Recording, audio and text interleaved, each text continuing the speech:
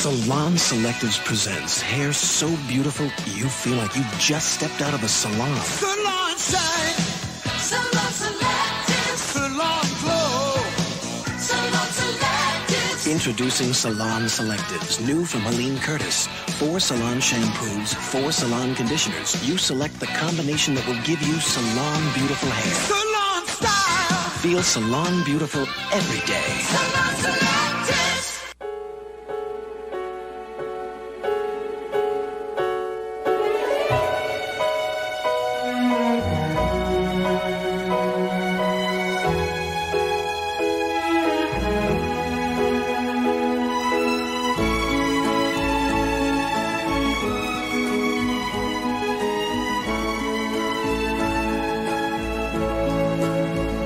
The Young and the Restless. This portion sponsored by Oil of Olay. Look, this is crazy. Man, don't y'all smoke that shit. Easy to ride. Look. Man, this is crazy, man. I'm telling you. Just fighting in traffic, bruh. Look. He needs somebody to spar with. I go spar with this. Look, this is crazy. You tired now. Did you have some kind of mechanism, in a sense, so that you could make sure that you were true to Tolkien? Well, we didn't want to put any of our own, certainly in terms of the thematic material, we didn't want to put any of our own baggage. I mean, we had no interest in putting our messages into this movie, but we thought that we should honor Tolkien by putting his messages into it. And we thought he cared about things. The countryside and the rise of evil, and he cared passionately about certain issues. And we thought what we should do to honor him is to make sure that what he cared about ends up in the movie. That's what we tried to do. This show is an abomination. It's disgusting. It's repurposing garbage at the lowest level. At the lowest level. It is a flaming hot dumpster fire floating down sewage to the abyss. That's what this show is. I mean, we don't even have to start or go into any lore violations because there's character violations. Character, something, if I can, I should have found the quote. I'll put it in my video. There is a quote in response to an adaptation somebody wanted to do of Lord of the Rings. Can't remember, back in the 50s, where Tolkien was kind of going back and forth with that person. And the one thing he specifically said, and I'm paraphrasing here, don't fuck with my characters. Do not mess with my characters. The king who was promised, Halbrand. Oh, and they are shipping Galadriel and Sauron. Halbrand, who's totally Sauron. You notice how they conveniently never have him answer any specific question? When he wanted to kill Adar, and then Galadriel stopped him, and then she tried to kill him, and Halbrand stopped her. Oh, it's almost like some of us said this was going to happen. And we may have seen the dumbest way to start a volcano ever. But nothing beats how stupid everybody was by the end of this episode. Not to bury the lead, the sword hilt is the ring of this show.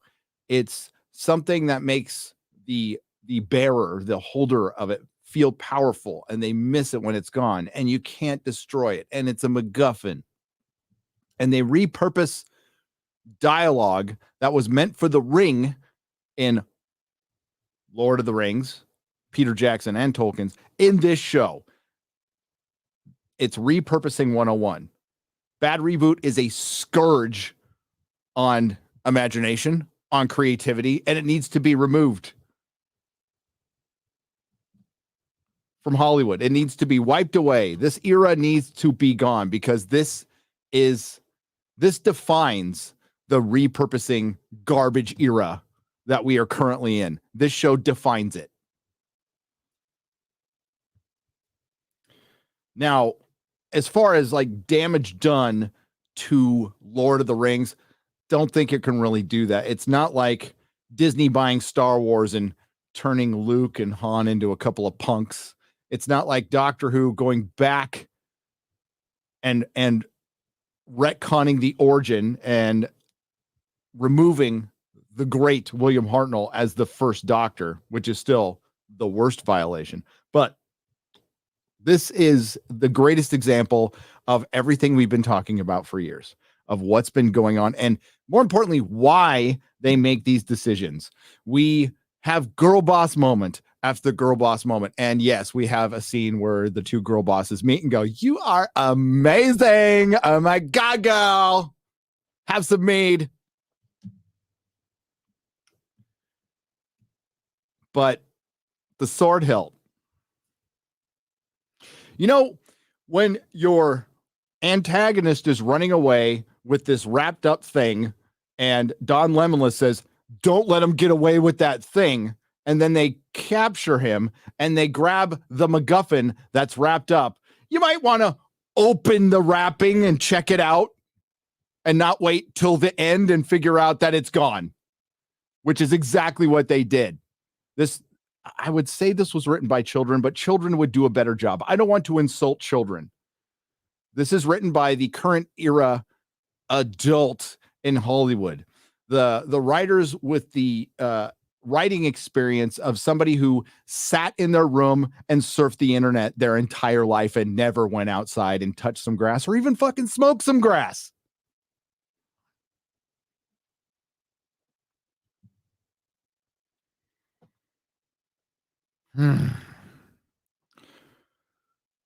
This is next level bad. And they made battle boring. We got moob armor.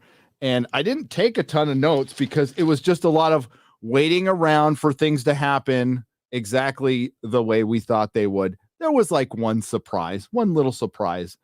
But that was it. We knew there was going to be Deus Ex Numenorians coming in right on time.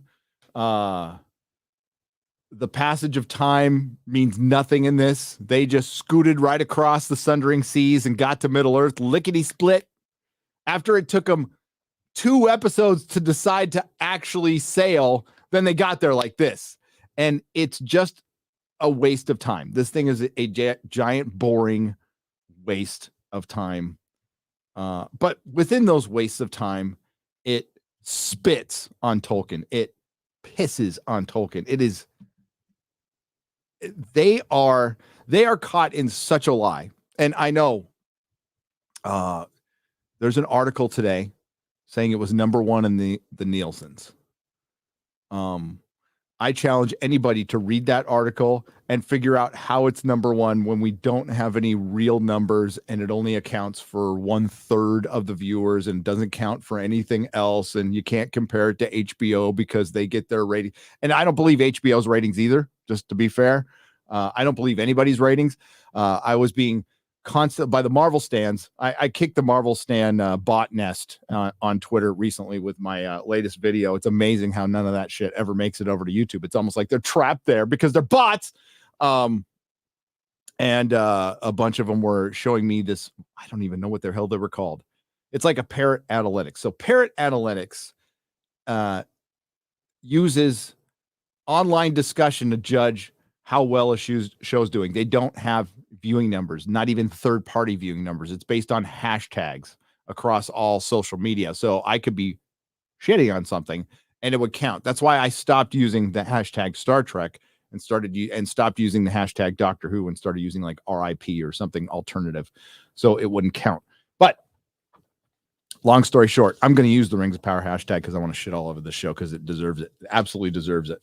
I wish it was great. Like, I wanted this to be good. I wanted this to be the show I rooted for. I would have been its biggest fan. We could have sat here and been a lot like well, we are with the House of the Dragon so far. Reviews, pleasantly surprised. Watching something that's pretty well put together.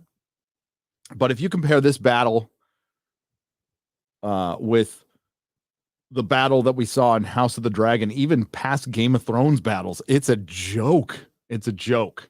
The inexperience comes through. Dialogue is terrible. It's forced. It's predictable. It's repetitive. And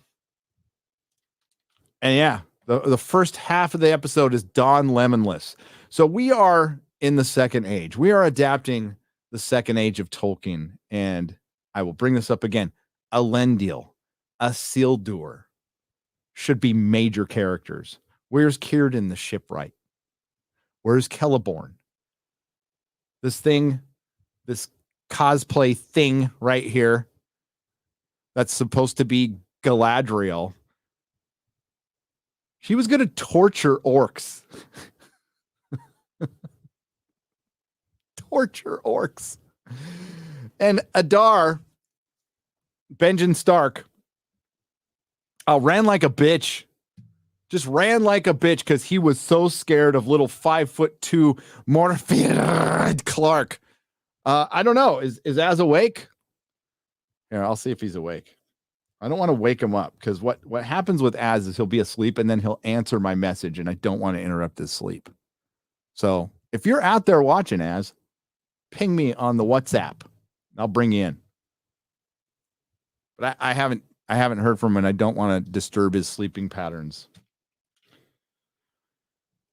So you're just stuck with me right now. But if anybody else is out there, I might throw out another link. Because like breaking down the episode won't take long. It won't take long because it was setting up this battle. Battle happens for a couple seconds, a couple minutes. Then they go back to town, wait for another battle. They decide to hold up in a tavern. The orcs, for some reason, don't try to burn it down. I know part of it's made of stone, but the roof wasn't. The doors weren't. The interior wasn't. You could have just set it on fire and killed everybody and looked for what you were looking for later. That's what Tywin Lannister would have done. All right, so I'll share the screen. And hello, everybody. How you doing? God dang, this one pissed me off.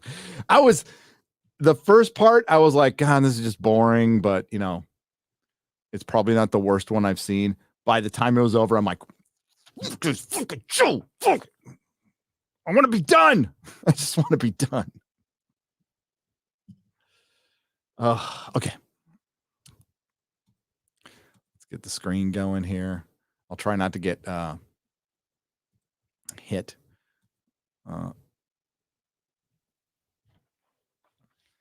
It looks like she just cut a fart.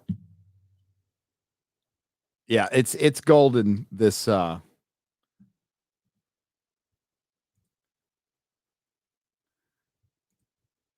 there are all the orcs with their torches. Adar gives them a little speech. I think it showed him making the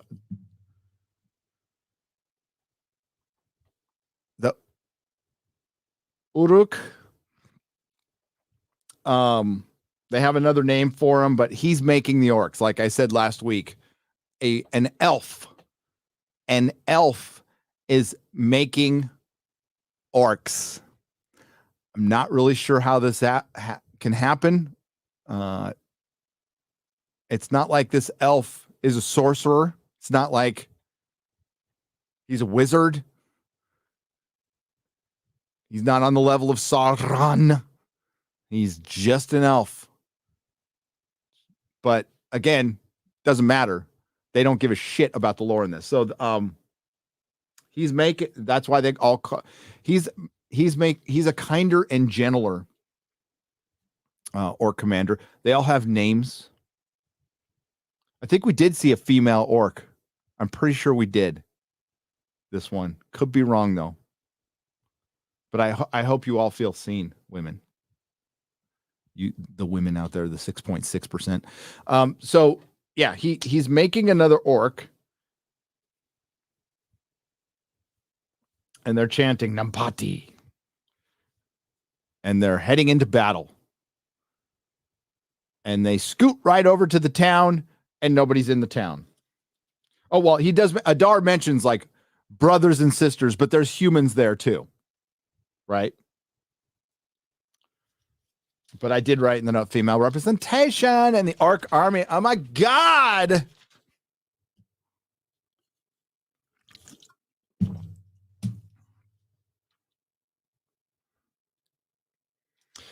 So they make it to the town and nobody's there. It's not supposed to look like the two towers at all. And the battle is just, it's sloppy and it's, I mean, it's, you know, it looked like a TV battle, but it looked like a CW fantasy battle. Again, not even close to the level of Game of Thrones, which isn't, it's not cinematic either. It's still TV.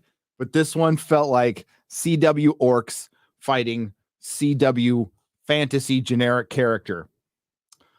So the townspeople abandon the town. And it happens pretty quickly. They collapse the tower. They collapse the tower.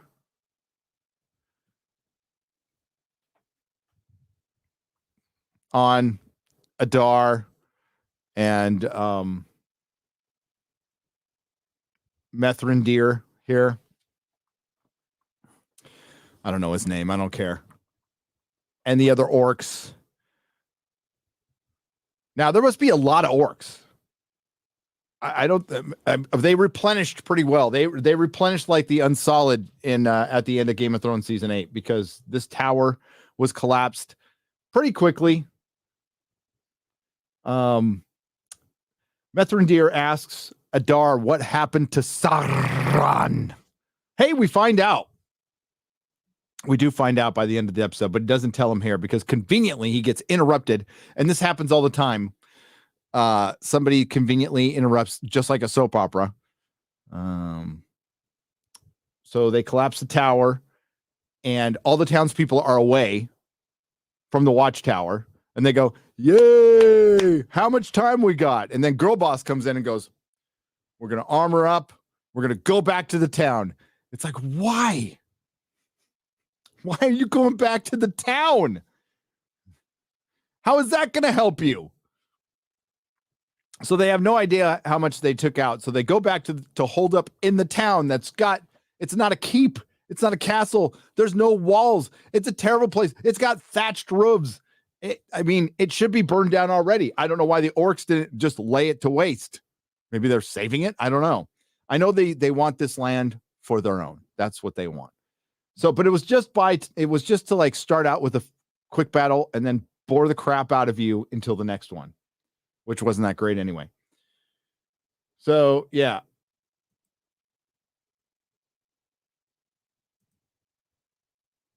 There's Don Lemless. Looking very serious. Looking very, very serious. And they collapse the tower. And there's like, it's dark. Yeah. It's also my screen, though.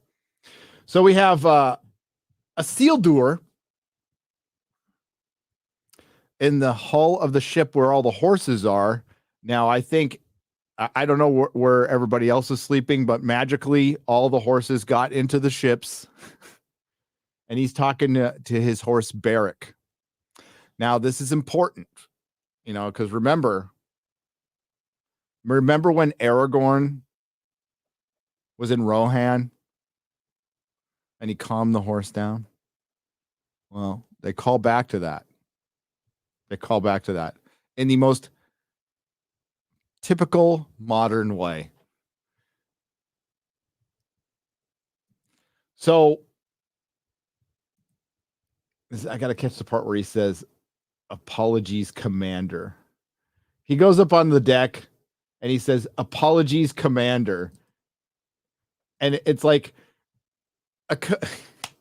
You expect this like commanding presence from a commander, and it's just like this little girl in in armor that looks almost too big for her, and it's just funny. It's just funny at this point. Galadriel is supposed to be again 6'4", very athletic and graceful. And you know what you see here? You see Morfydd Clark, who's like an indie art house actress thrust into a role she was never gonna succeed at. Okay.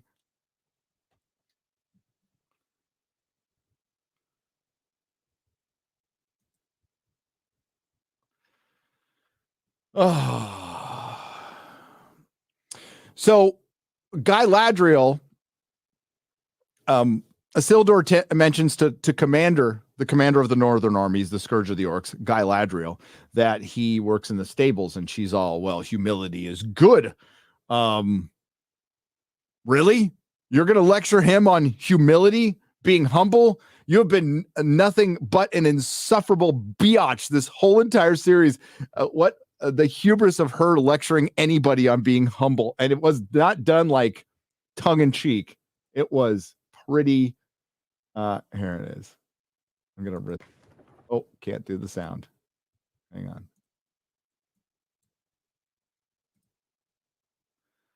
Let's see if we can get stable sweep.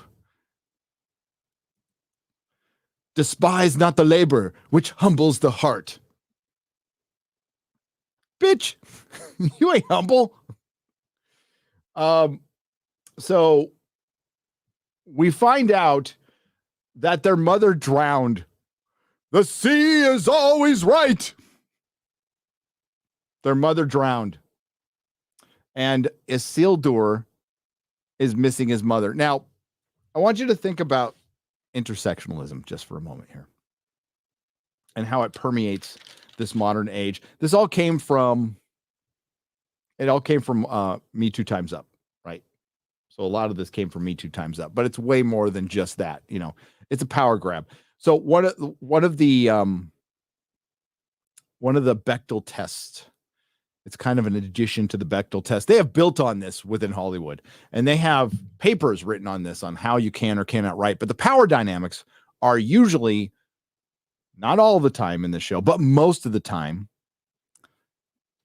the person in the position of power has to be the female. They have to be the one suggesting something.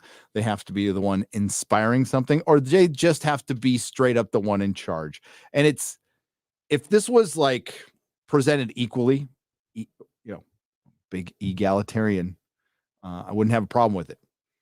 But it's just obvious that they made Elendil and Isildur subservient to a character they never met in the lore, and it was specifically to make them subservient so Galadriel can be the bestest ever. I understand that she's going on a character arc that we're going to see the payoff in season 3, because as Disbrew likes to point out, and what the One Ring said, OneRing.net said, most shows don't get good until season 3. And she's meant to be insufferable. Oh, your main character is meant to be insufferable. They basically admitted it. What? Your character can be hardened. Your character could be touching the darkness before they touch the light. Your character can be hurt, but they still need to be endearing. Insufferable is not endearing, especially when it's an actress who cannot pull off the role for whatever reason. So what she ends up being is irritating. Every time she's on the screen, it's like fingernails on a chalkboard, and you just want the scene to end. And quite frankly, at the end of the show, it was kind of like the wave going over her. We'll get there. I was rooting for the pyroclastic wave to kill her. And I like Galadriel, but I don't like Guy Ladriel.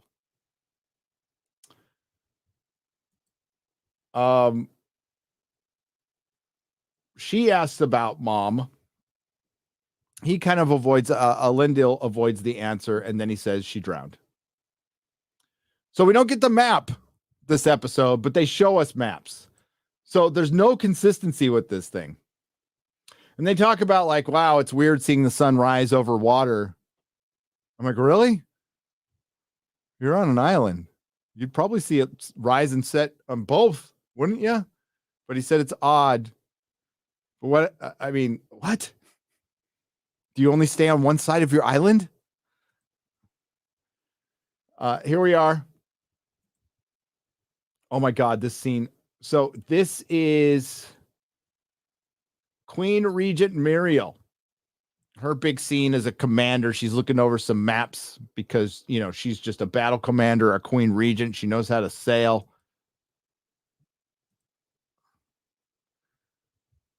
So I suppose there's your map right there. Okay.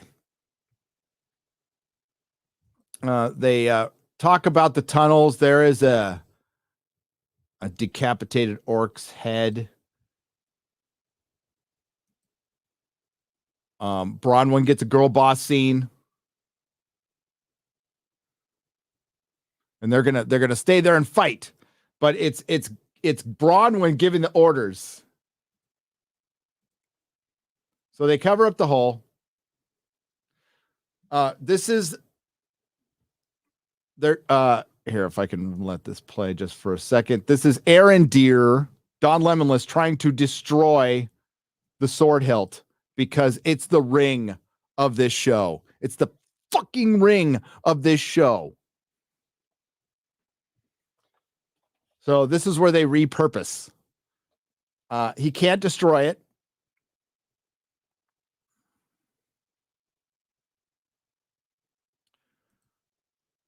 So we see the arc head, and there's girl boss Bronwyn going, okay, this is what we're going to do, man. You're going to go down the flank. We're going to go into pitch battle. I don't know how to fucking command, but she's like, neither does she. This is our fallback point, and this is our keep. Their keep has a wooden roof. I would be just running away at this point, but we need to have this battle. It doesn't matter if it makes sense.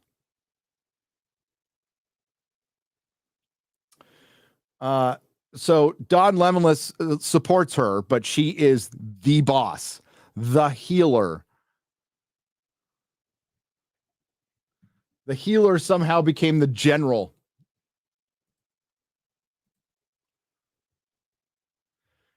So they have a really romantic scene that goes on forever because it's Guess Who's Coming to Second Breakfast or Guess Who's Coming to 11Z's, and they have a callback to something from the first episode that you were probably asleep for. She handed him some seeds. He handed them back and said, before an elf goes in the battle, we plant something in defiance of death. And they say one of the Valar looks over, people who tend to things that grow and things that grow. So saying that they'll be on their side and we'll plant the rest when we're done with the battle. Like any of us thought they weren't going to easily make it through this battle. Now, somebody gets hurt, but there's no stakes. It's like, wow, I totally wonder if they're going to survive or not. I got to keep track of my notes here. All right. So, and then they make out. They fondle a tree and make out. Then they get attacked. And there's a big battle. Lots of arrows. Lots of people die.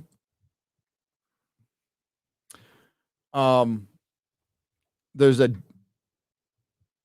giant orc fighting Don Lemonless. It's supposed to make you think of the end of Fellowship.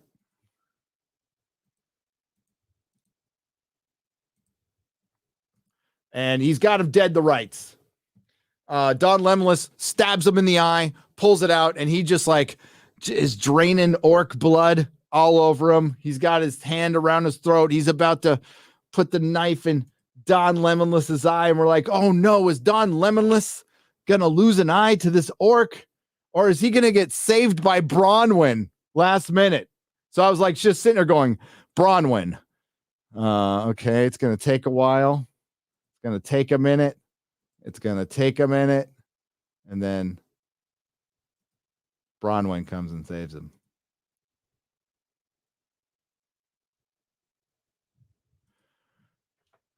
Bronwyn comes and saves him. Again. So remember now, Bronwyn has killed 3 orcs. She kills an orc later. She killed one earlier. I'm waiting till it's like you wait, and there's like the knife is right down to his eye. I can't show you this whole thing because I got hit last time. Oh, there it is right there. Here comes Bronwyn. Here comes Bronwyn to save Don Lemeless. They can't even give the brother his own scene where he takes out. Well, you got to be saved by the girl.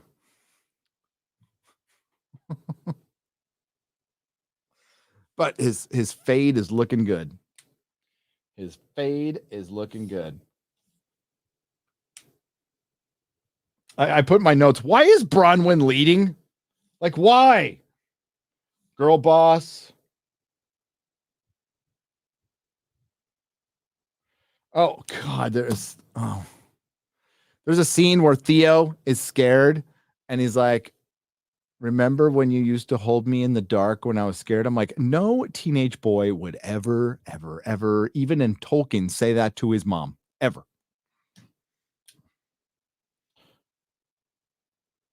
Oh my God, this is written by girls. You can tell.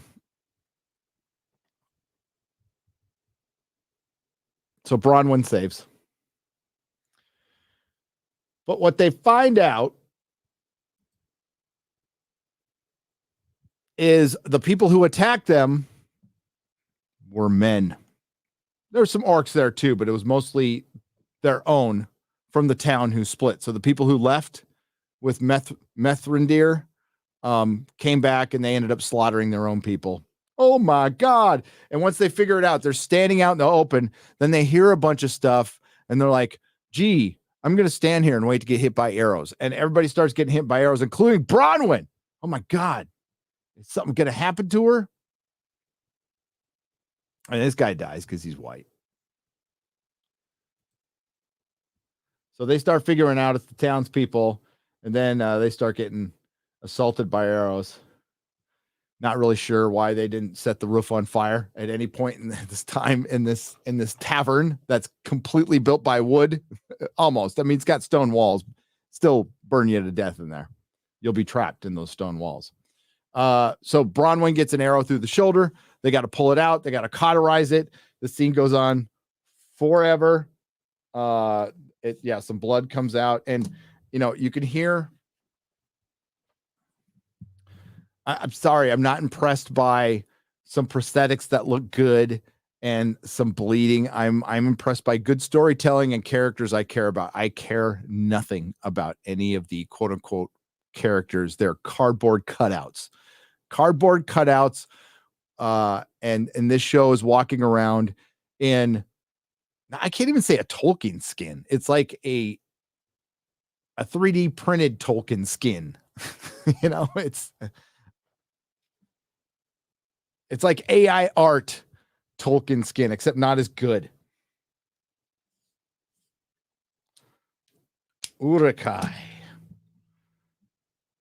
Muffled screaming, whatever. Theo feels bad. Finally, Adar shows up. Nampat. And when he gets into the tavern, when Adar gets into the tavern, he's like, just give me what I want. You know what I want. And he finally does something a bad guy would do. He just starts killing people. Until Theo basically gives it up and gives up the sword hilt. He starts taking off. And then all of a sudden it's daylight. It becomes daylight pretty fast. Like, here we go. It's dark here when they're getting ready.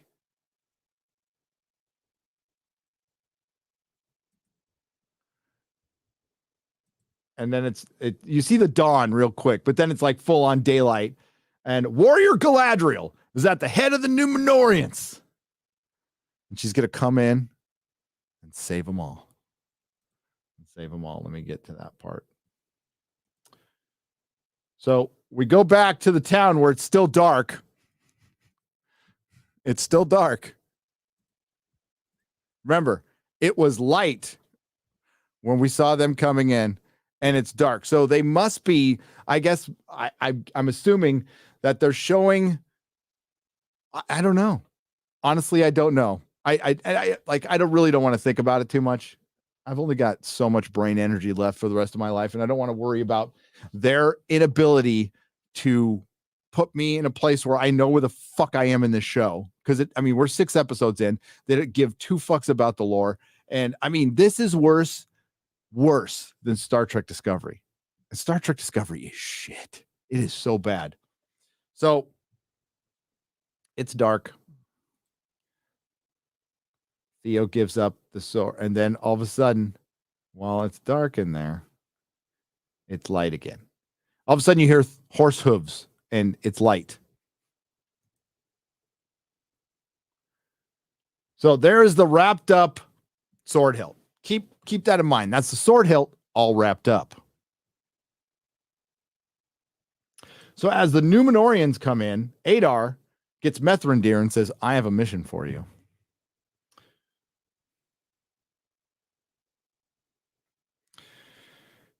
And obviously he gives him the sword hilt. By the way, all of this took 38 minutes. 38 minutes to knock down a tower, run back to the town, have Girl Boss give some order. Girl Boss makes out with Don Lemonless. They get attacked, find out it's humans.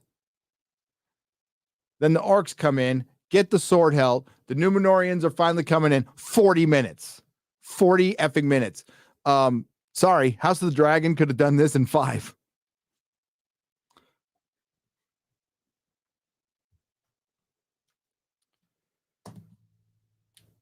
Oh, and when Bronwyn got her arrow, the arrow taken out and it was cauterized, she like passes out and it's like, oh, is she gonna wake up? And Theo's like, Mom, it's like, oh God. 5, 4, 3, 2, 1, she wakes up. Like right on the beat. Yeah, somebody's stealing some money. Somebody is stealing some money. There is some money laundering going on. That would at least be an explanation. If like Jeff Bezos just has this massive coke habit or something. I don't know. I don't know. So Adar tells Mithrandir, hey, I need you to do something for me while we fight the Númenóreans and their moob armor. And Warrior Galadriel at the head. By the way, I don't know where the fuck they got all these horses. I don't know how the hell they fit on 3 ships. All these people fit on 3 ships. But the orcs are like in the sun. See, okay, he's got his hood on, but if he gets turned around, he's going to be staring right at the sun. See, this is all sun. Oh, look at those white hoods, by the way. Look at that. Look at that. Here comes Warrior Galadriel. She's going to jump sideways on her fucking horse. Yeah. Oh, yeah. She does it. She does it twice. Her stunt woman does it. So here come the Númenóreans. They couldn't look lamer if they tried. Look at the boob armor. It looks like they're wearing bikini tops. I can't stop seeing the bikini top like shadow there. You see it? Right there. Right there. That looks like a bikini top. And then the orcs are running. And they do that chain like this thing, which is just, God, it looks stupid. Oh, yeah. Here's the guy shooting at Galadriel. Wait, somebody's going to shoot at Galadriel. That looks just terrible. I want to see the scene where she jumps sideways on her horse, and it's right when this guy right here. But I can't do too much of this.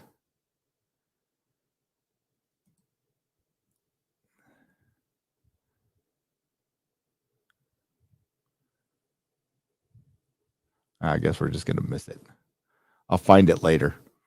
Where guy like pulls and she just jumps to the side of her horse like about a minute before the arrow gets there. It looks terrible. But they're like, oh, look at this action scene. I bet you if they felt the same way about the fight last week. Remember the training last week where it looked like the teenage Numenorians didn't know how to fight at all? All of a sudden they can fucking fight. It's so crazy. Oh, my Lord. Yeah. There's Valendil and Atomo. They're fighting. Atomo's kind of like the human Gimli, by the way. He like gets a dead orc landing on him. They're repeating so many beats from the Fellowship. It's Warner Brothers should be suing somebody at this point. Look at this moob armor. Look at how bad that looks. Like armor is you're supposed to be intimidating, all right? If you want to like put the muscle aspect into it, you don't want it to look like dad bod Numenorians are going out there. Just got off my lazy boy. What the fuck? Oh, that looks terrible.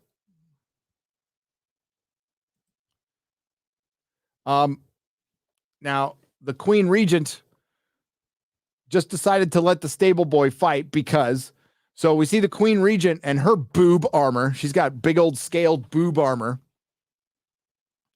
But she's just watching the battle, right? So at least they did that. They didn't have her in there like fighting a pitch bite like that one queen in The Witcher, which was hilarious. I laughed my ass off during that scene. Isildur goes and attends to Elendil, who's fine.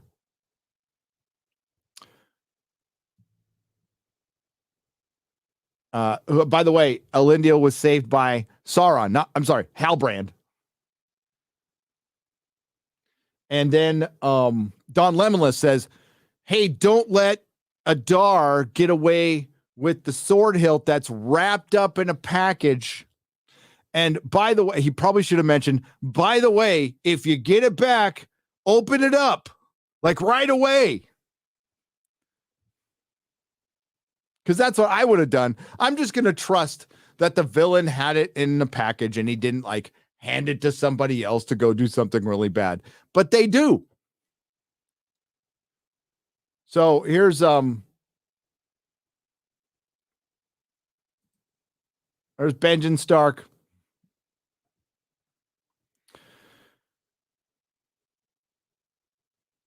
Like he was the first, when I saw he was cast, I'm like, okay, that's good casting right there. Oh, incidentally, no Harfoots this episode. No, give me the meat and give it to me raw. None of that.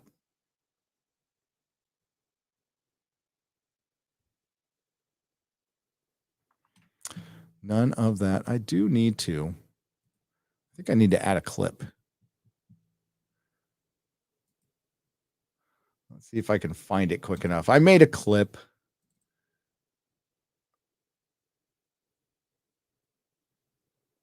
But I never can remember what I named him. I think it would have been ROP Meat. There it is. Haha. Yeah. All right. Okay. So Adar, who's Benjen Stark, runs away. By the way, I just wanted to play this clip real quick. Give me the meat and give it to me raw. 5 minutes later.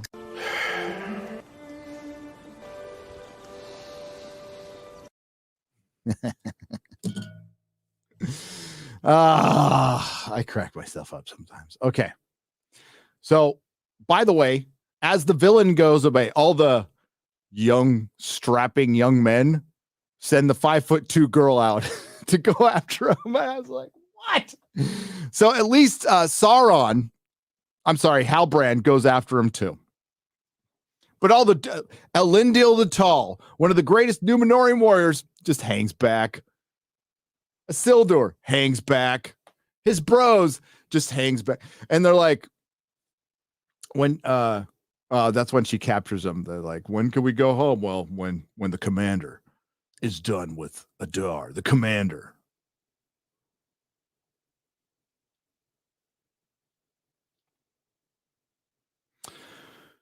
You know, because I know that's what you go to fantasy for. When you go, especially if you've been a lifelong fantasy fan, you've read Conan, maybe some Elric, maybe some Robert Jordan, Terry Brooks, whatever. You know what you want? Little Karen in her armor demanding to see the manager. That's what you want out of fantasy. I know that's what you've been waiting for, and Amazon has delivered. Remember, #1 in the Nielsen's. Except it's not that simple. I am sure, by the way, a lot of people watched it on the because Lord of the Rings is if you're a normie and you're not paying attention to any of this shit, it's hot right now. It is. It's back in the zeitgeist. It's hit the 20-year rule. Everybody's talking about Fellowship of the Ring because it's fucking awesome. It's the Star Wars of its time, right? And it's a better trilogy. Sorry, I said it. There's no Ewoks in the third one. Okay? Greatest trilogy ever made. I'll take 12 endings over little fur balls. Return of the Jedi, half a brilliant movie. The other half, overacting by Harrison Ford or shitty acting.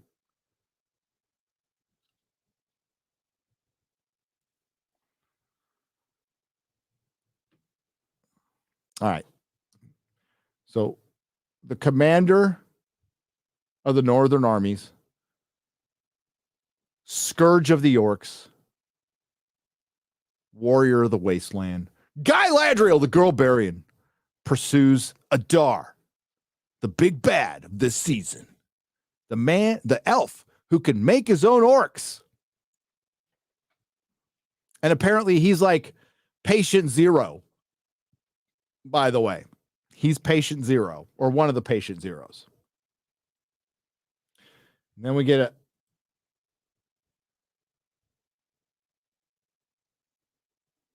I forgot the Elvish word. Olorim. It's the same thing Glorfindel says to his horse to make him ride faster. I can't remember what the phrase was though. She says the same thing. There it is. Norolim. Yeah, that's what Glorfindel says to his horse when he's being pursued by the Nazgul, which, God, I can't wait till we get our first female Nazgul. I really can't. That's going to be my favorite. Because, believe me, they're going to bring the Nazgul in at some point. Look at that. He is running from her. Okay. So yeah, there's that there she is. Fucking warrior Galadriel. She's gonna gut that guy like a pig. She's gonna hang him up by his entrails from the trees. Drink his blood. Rape his corpse.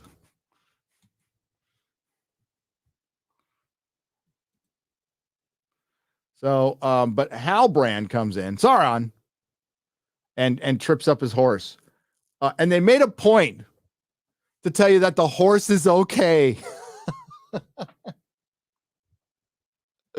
It's like, I'd probably break the horse's legs. But Sauron, like, just perfectly tripped the horse. And then they waste a whole shot on, look at the horse getting up. We didn't hurt the horsey. And that's marketing right there. Like, oh, a lot of people might be upset that if you killed a horse. I mean, we're not really killing the horse. This is fake. It would probably make more sense if you tripped the horse, it broke its leg, and you got to put it out as its no, that would track bad with the fucking snowflakes that would watch our show. That really wish Tumblr was still a thing. So here comes Halbrand. Sauron. He trips the horse. Oh my God, this thing goes on forever. I'm trying to figure out,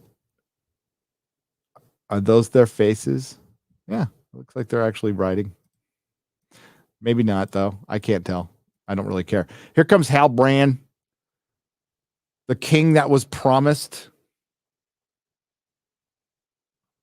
The king that was promised. Like the prince that was promised, The fact that they're like trying to rip off Game of Thrones and stuff and put it in Tolkien is unimaginably fucking bad. Your hackery is down to a whole new level, like this entire episode. So yeah, horse gets back up. Horsey okay, everybody.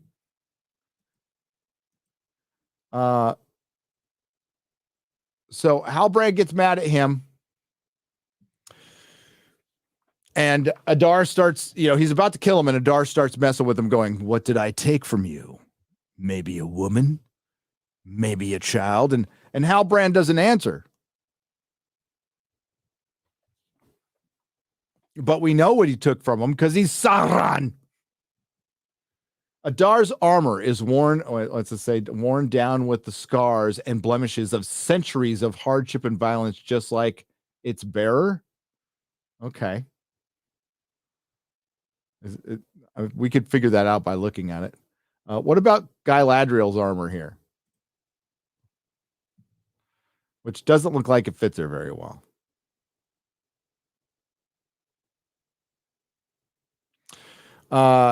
So he's tempting Sauron, Halbrand, to kill him. And she's like, "Eat your tongue. Don't kill him. We need to question him." Okay. So they go and question him. And then these are like, "Dude, that was like totally an awesome fight, bro. I think I might stay here for a while, lend these folk a hand." Because Isildur has gone through a character journey of being in the show for 10 minutes and gone from a spoiled little brat to now I want to help people. I don't know. I'm not convinced any of this happened. It just happened.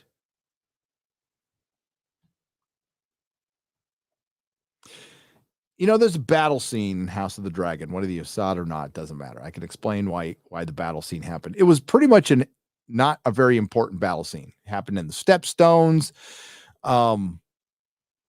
It really felt like it was just tagged on to be a battle, but by the time it was done, you saw what the battle served. It served a character named Daemon Targaryen. So you see, his brother, the king, was going to offer him aid in this battle because he was kind of losing. He was kind of getting bitched out. And Daemon basically said, "I would rather die than get help from my brother in this situation." So he surrenders his Valyrian steel sword and waits. And when the men come in, then he goes on a run, like the suicide run, where he's getting shot at and eventually gets shot by arrows. Doesn't use his dragon. Another dragon comes in and they ambush everybody. But he could have easily died. And by the end of it, he takes the bad guy and cuts him in half. But the whole point of it was to show that, like, when push comes to shove, this guy can get shit done, and he's got a ton of pride. And the battle served a character It served a character. This battle was like, we need a battle. We're going to have a battle. We are going to make it look kind of Two Towers-ish, except really fucking cheap, even though we spent $1 billion. I don't know where the billion. Listen, I understand they only had $1 billion, but I don't know where it got spent here. This armor looks like crap. The fighting was crap. The swordplay was crap. You know, good horses. The horses were real. Wow. Good job. The horses were real. But this shit gets dumb. Now this shit gets dumb. Remember, okay, so we got Galadriel, Girlbarian, interrogating Adar. Look at her. Look at all 5'3", 100 pounds soaking wet of Galadriel. And here's the deal. If you had an athletic woman who was 6 foot, you don't have to go 6'4", but go 6'3". Somebody pointed out the girl who was in Guardians, the woman who was in Guardians of the Galaxy 2. She was also in, I think, a Mission Impossible movie, maybe. I can't remember. Can't remember her name, but she's 6'3", and she totally looks like Galadriel. Put some meat in her bones, then it's convincing. Would I still want a warrior Galadriel? No, that's nothing what her character was. Her character did not fight. Her character took no part in the major wars or any wars of the first age or the second. She did a lot of fleeing, as a matter of fact. She fled from war with her daughter. Fled from it. She didn't think Morgoth or Sauron could be defeated. She was kind of a black pillar at first. But over the many centuries where she was with her husband, Celeborn, who hasn't shown up here because they don't want to rob her of her agency and ship her with Sauron, hashtag Saurondriel. Sorry, Halbrand.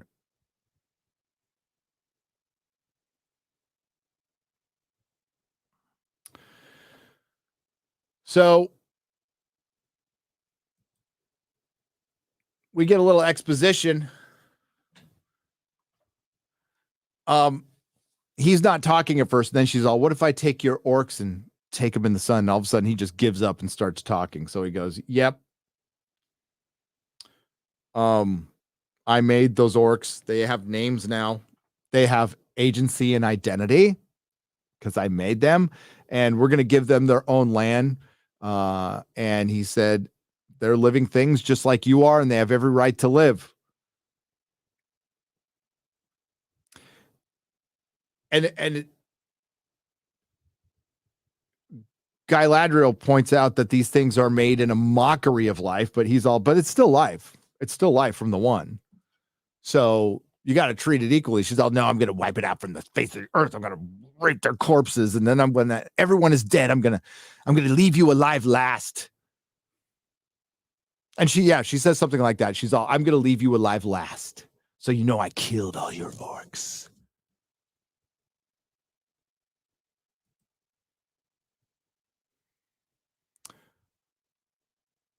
We get, after Morgoth's defeat, she asked what happened to Sauron. So they went up north. He mentions that Sauron didn't want power. The word he used was not with flesh, but over flesh. So he was conceiving something. He's working out his ring idea, right? He's spitballing his ring idea. He's workshopping the rings.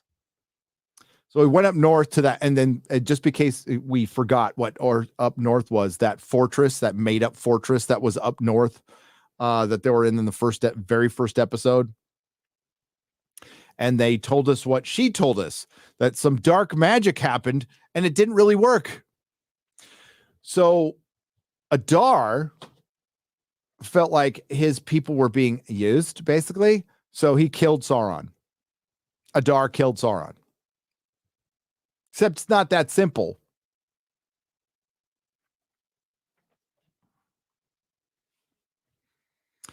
Not that simple. So he said he killed Sauron. She doesn't believe it. Whatever.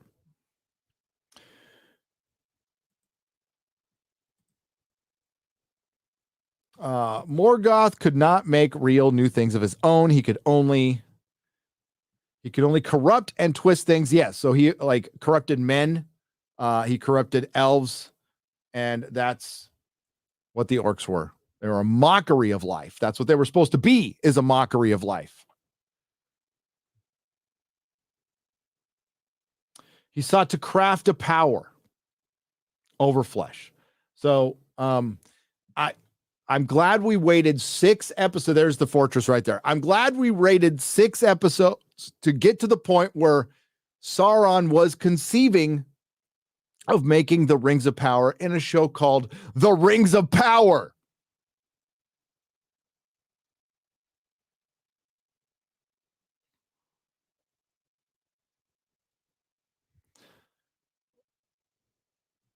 Thunder is breaking and the wind is whooshing. The broken wind. They are not children. They are slaves. So soon they're going to have land of their own. And even if it takes me all of this age, I vow to eradicate every last one of you. Yeah, like...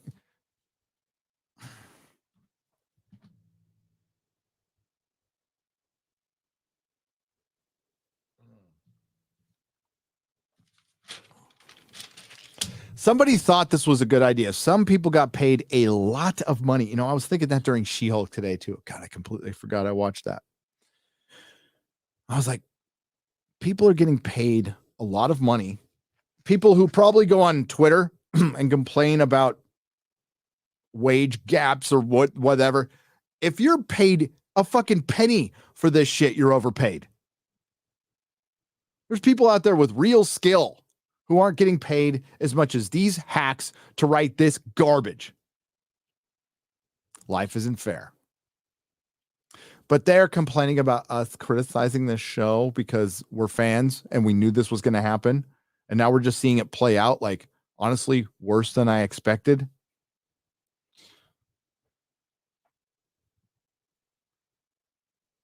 But this is as bad of a vandalization of a character I've ever seen.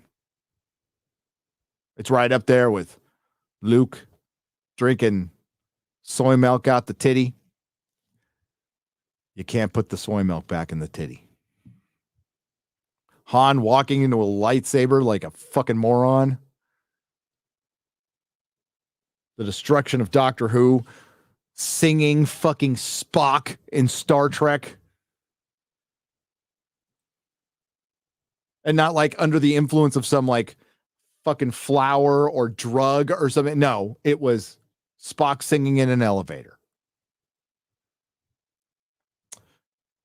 So she sits down with Halbrand and they get pretty damn close to making out right here. If they're not interrupted, they're making out. Not kidding.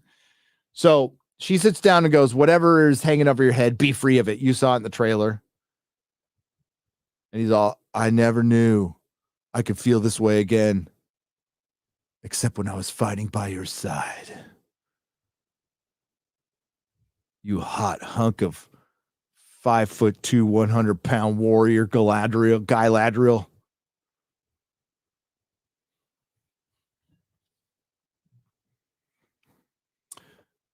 Then she whipped out her 9-inch sausage and got busy. No, that's not what happened. But they were totally shipping them right here. And I lost my shit at this point. I'm like, what the? I had to stop. I'm like, are you fucking kidding me? So you left out Celeborn specifically so you could actually get the kids to ship Sauron, because I could change him with Galadriel. Even if they don't make out, that's what they're insinuating here. And that's enough. Fuck this show. Fuck this fucking show. It's almost over. It's almost over.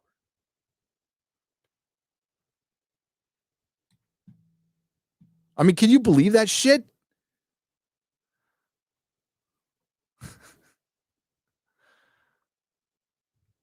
Yeah, they are shipping Galadriel with Sauron. By the way, Halbrand is Sauron. I know some people just don't want to believe it, or they think it's Adar or the Stranger or Theo. It's that dude right there. Right here. Here he is. Here's Sauron. I mean, even if I didn't know, it should be painfully obvious. And if it's not obvious to the average viewer, it actually explains a lot, but it's okay. So they're like, oh, we're both in pain. We have our pain. And Adar does say, Az said this multiple times. Adar does say, well, I'm not the only elf who was touched by the darkness. Oh, it's like poetry. It rhymes. She's going to have to touch the darkness before she finds the light. Show me darkness where Galadriel touched you.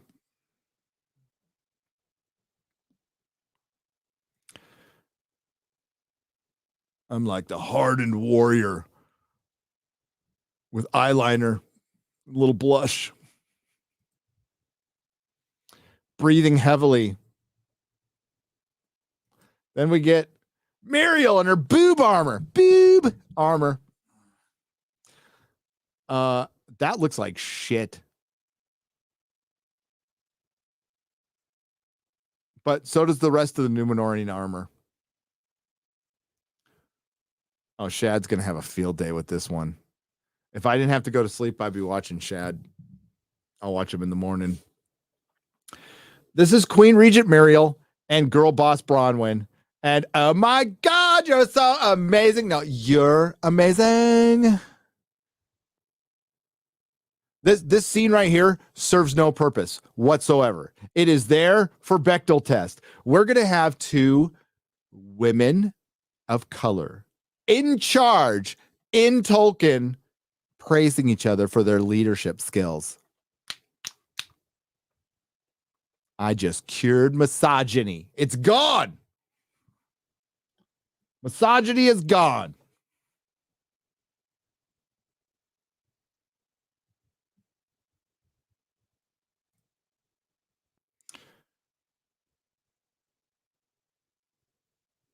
Oh my God, that's like my forbidden love boyfriend.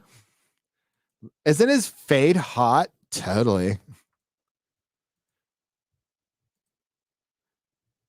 My people are alive because of you. And I understand it's they're alive because of you. Because you're amazing. No, you're amazing. Then they introduce and then they introduce them to the king we were promised. The king that was promised. That's the wording they used. The king that was promised. Ripping off Game of Thrones. That's just wrong in every possible way. That's wrong.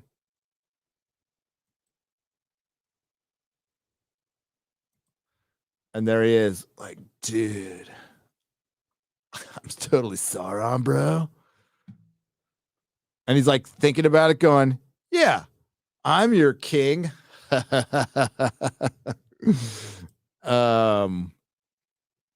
Chattering stops. Is he going to say king? Is he going to accept the fact that he's a king? Yes. Oh, thank God we're saved. Except it's a white man. He's going to betray your ass.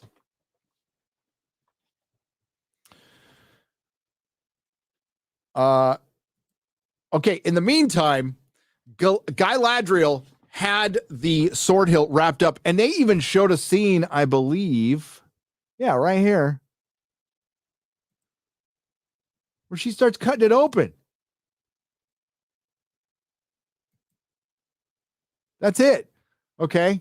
So, or maybe she's just wiping her knife off. Didn't bother to cut it open. So she hands it to Don Lemonless, who hands it back to Theo. He's all, when I had it, I felt powerful. So they fucking hand it back to him. And then he figures out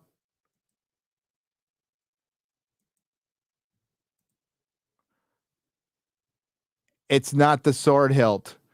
So none of these fucking morons bothered to figure out that the sword hilt wasn't wrapped up in there, which I knew, like, I'm sitting there waiting. I'm like, they're not really going to wait till the last minute for this. Oh my God. Big reveal.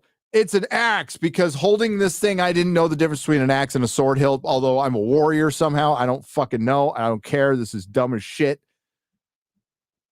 So Mithrandir had the sword,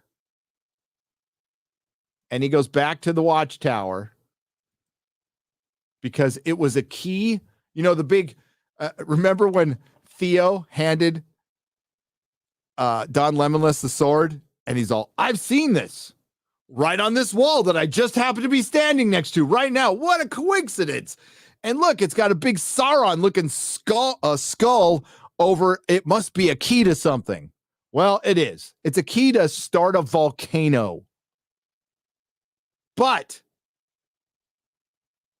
it's a key to lower a dam that floods a valley, that floods the trenches and the tunnels they all dig, so the water from this lake could go into the volcano and blow it up. Now, can steam from lots of water and ice pop off a volcano? Yes, absolutely.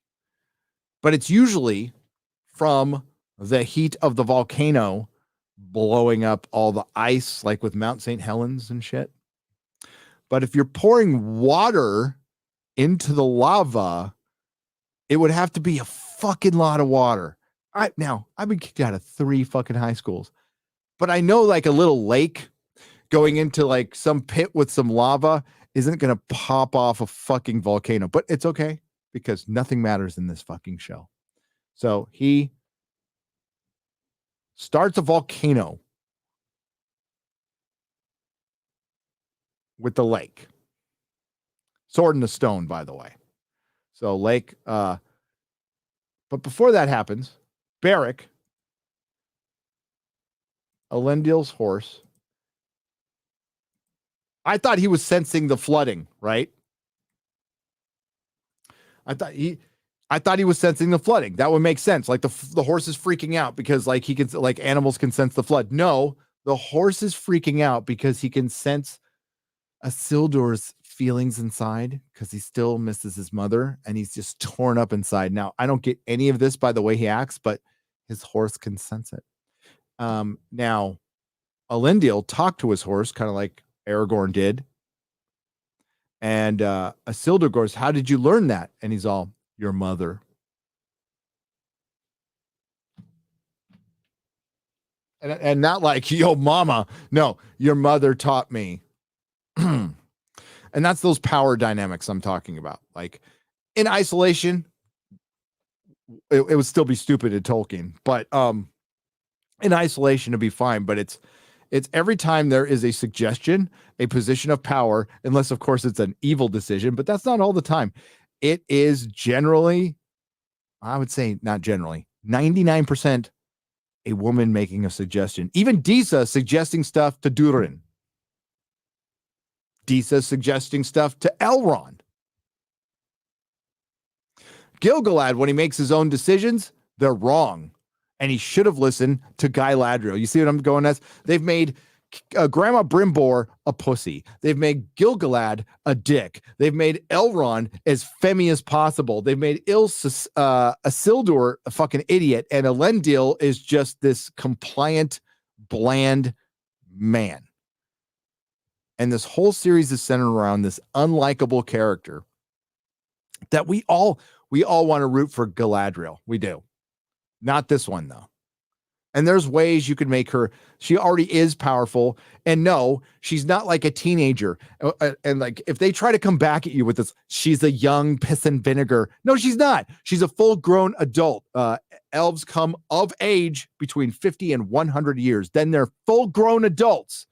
Now, she might not be as wise as she is a couple of 1,000 years, but she's not in puberty. She's not in her early 20s. That's not how they fucking age. But we went back to the book. We went back to the book when we wanted to like name a horse. That's what they went back to the fucking book for. We went back to the book. You know what they went back to the book for? to repurpose dialogue because they ran out of dialogue because these guys cannot write. The writing in this is shit. And that's where all things succeed or fail. And as many have pointed out, point out to me the TV show or film that prioritized diversity that's good.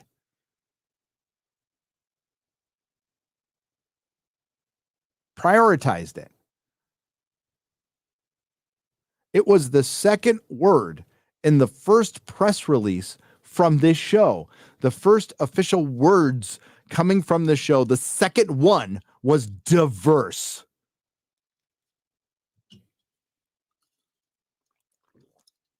Great, it's diverse.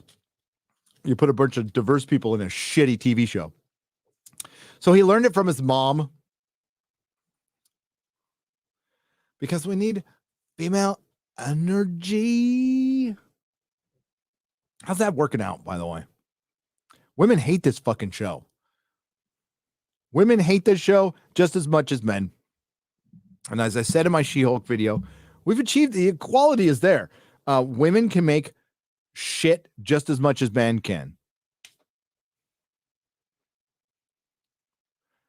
But, you know, like we always hear, like, men can't write women. Well, women can't write men for the most part. They're pretty shitty at it. So all their wells flood. They look really surprised. The tunnels flood. And then the volcano goes off. And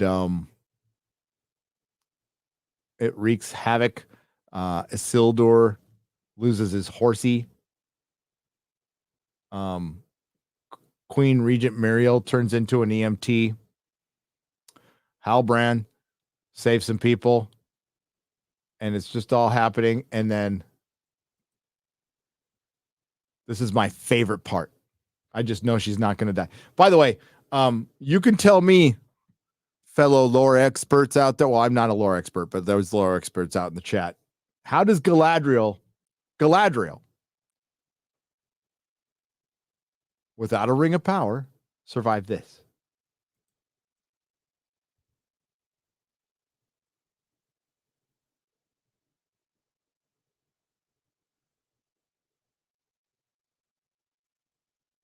I gotta stop it. I gotta talk. How does she survive that? She dead.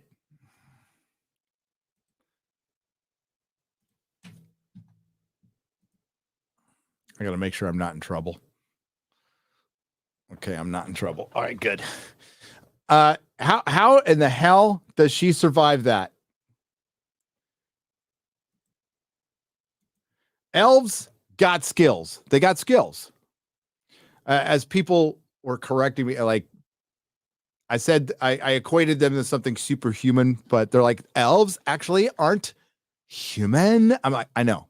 They don't have superpowers. They're just built differently. They've got wiser. They are built differently. They're fairer. They're wiser. But when it comes to like fighting Numenorians could take them. Absolutely take them. You're right. Men could take them, but men degrade over time too. But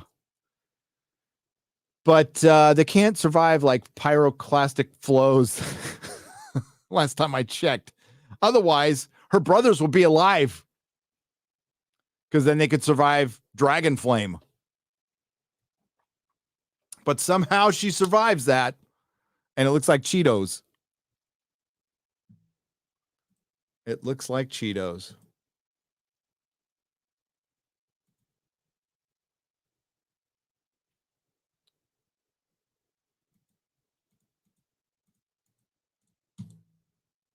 There. That's how we all feel when we're done. That's where it ends. No Harfoots, thank God.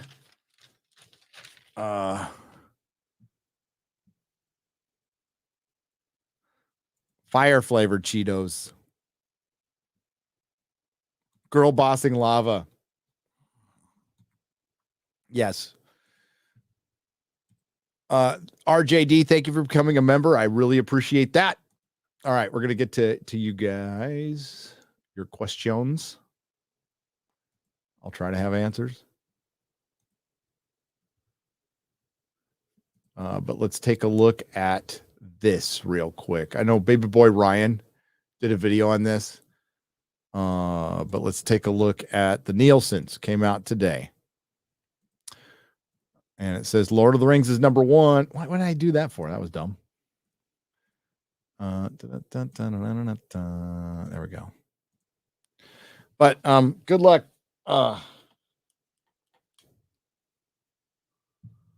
Figuring this out. Somehow Game of Thrones is still up there. All right. So fact of the matter is, I'm sure Rings of Power did well its first week. Sure it did. No problem. I'm very curious to see what happens next month. But Nielsen streaming top 10, House of the Dragon and the Rings of Power face off for the first time. The new buzziest genre projects on TV right now are finally having their first viewership battle. Game of Thrones prequel series, House of the Dragon, and Amazon Video's The Lord of the Rings expansion, The Rings of Power, both appeared on Nielsen streaming, ranking the week of August 29th through September 4th. The Rings of Power coming out on top, taking the number 1 position with 1.3 billion minutes viewed. This is only through third-party information, only through television set streaming, not computers, not phones. Taking the number 1 position, House of the Dragon was behind it in ranking at number 5, being watched by 781 million its minutes, 61% less than its rival. Note, Nielsen measures only U.S. viewing on television screens, excluding other countries and devices. This isn't an apples to apples comparison, as the availability of the 2 series doesn't match up exactly. The Rings of Power debuted with 2 episodes at 9 p.m. Eastern Time on September 1st, meaning that they were streamable for the last 3 days plus a few hours of Nielsen's viewing window. By contrast, House of the Dragon premiered its first episode at 9 p.m. Eastern Time on August 21st, its second on August 28th, and third on September 24th, with the 3rd episode arriving just a few hours before Nielsen concluded its count for the week. Additionally, it's important to note that The Rings of Power is a streaming exclusive, while House of the Dragon is cable viewership that Nielsen streaming chart doesn't account for. In other words, we don't fucking know. We don't know. We know certain data. Rings of Power did better. As such, the August 29th, September 24th viewing window does primarily match up to both series' first 2 episodes against each other, and both series have roughly hour-long episodes, but the fact that of streaming exclusivity for the Rings of Power is a solid advantage. The contingent of House of the Dragon viewers watch the show on cable is sizable. For example, per Nielsen's 3.2 million of the 9.9 million viewers on premiere night for the House of the Dragon were watching on the HBO channel. That's roughly 1/3 of the viewers, but still, House of the Dragon had the advantage of its first 2 episodes being available to watch throughout the entire week. Plus, the small window of availability for episode 3 shouldn't be ignored. For example, when episode 1, blah, blah, blah, blah. So they had more episodes out during that window, but they weren't streaming exclusive. So they're only measuring streaming exclusive. So we don't fucking know. And the thing is, HBO has released numbers, whether we believe them or not, that is totally up to you. Amazon has not. Amazon self-reported 25 million sampled viewers on the first 2 episodes on the first day worldwide. The number 3 position for the second week in the row, 792 million streaming viewing, thanks to fans rewatching the series. By the way, Game of Thrones was number 3. Game of Thrones. So how does Game of Thrones become number 3 if less people are watching House of the Dragon? See, that doesn't make sense to me. I don't care though. I like how they did say this. The Rings of Power. This week's Nielsen streaming top 10 is the first third-party viewership data that has been released about the Rings of Power. Previously, the only information available about its audience was Amazon's self-reporting that the series reached 250 million global viewers in its first day. So this is a big win for the streamer. Not really sure how. I could confidently say that in 2 years, when we get season 2, it's going to lose more than half its audience. This show does not get any better. It gets worse. It gets, wait till we get to the last 3 episodes. Next episode, we find out that she actually has a husband that she hasn't talked about all season, which until now never had a series debut as number 1 in opening weekend, except there was a movie that opened number 1 for them. You know what that movie was? Coming to America, the sequel. Does anybody even remember that coming out? So that did as well as the $1 billion Rings of Power, but somehow Variety says right here that their gamble has paid off. So you paid $1 billion to be number one through one cycle of Nielsen's? I don't think so. In the number 2 position is Me Time, followed by NCIS. Stranger Things is still up there. So here's the list. This is SVOD providers. Prime Video doesn't have another thing on the list. Netflix, HBO Max, HBO Max. Game of Thrones comes out fourth. But if you go to top 10 originals, you see Lord of the Rings of Power up there first. Stranger Things is 3rd. She-Hulk is like 6th. So all those people whipping up that She-Hulk image on Twitter today, it's not even in the top 10 of streaming programs at all. So look right here on the top. No She-Hulk. None. If you go to originals, which is just streaming, it's like number 6. If we go down here, streaming acquired programs, fucking Game of Thrones is number 2 and CIS is number 1. That tells you what people are watching. We don't know. They don't release the numbers because they're low. If the Rings of Power were getting 10 million people watching it on its first day, for one, it would be trending on Twitter, which it's not right now.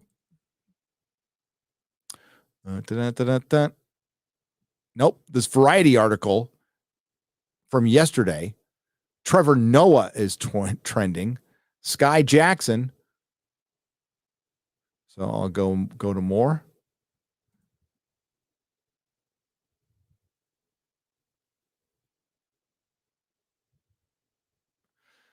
Why are you watching it now? Motherfucker, you should be on the show. Where was I? Yeah, I was going to see if it's trending at all. Let's go to entertainment. Okay, it's got 10,000 tweets. It's trending with 10,000 tweets.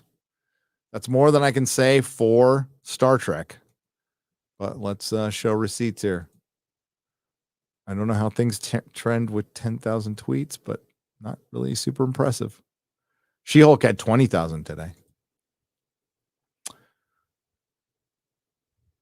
That is trending. The Munsters is trending. Bjork is trending. Hey, she was great in The Northman. Hey, Lower Decks. Look at that. 2,000 tweets. Yeah, all those bots. Okay, back to you. Back to you. Come on. Come on. Come on.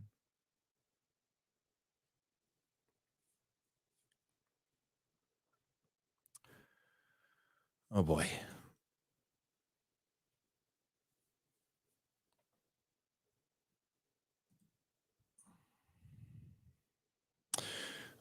Brian for $25. I haven't watched this, but somehow it hurts just knowing it exists. Yeah, and people watch it, and like, dude, if I don't care if you enjoy something. Like, if you're just out there, like, I don't know.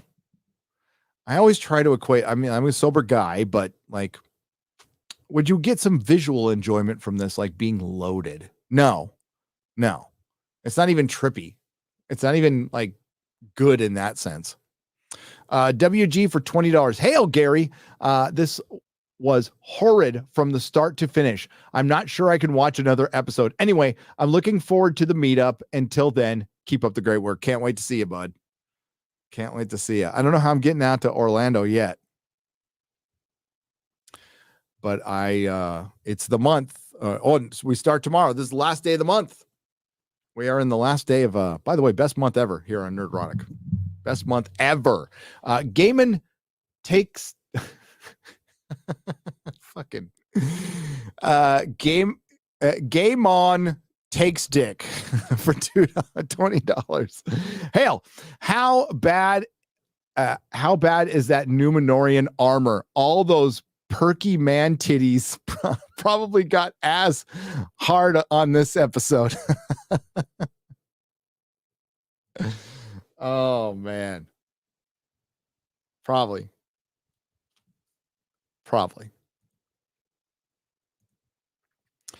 All right, that was the donations. Let's go over to the soups. I thought I had that ready, but I don't.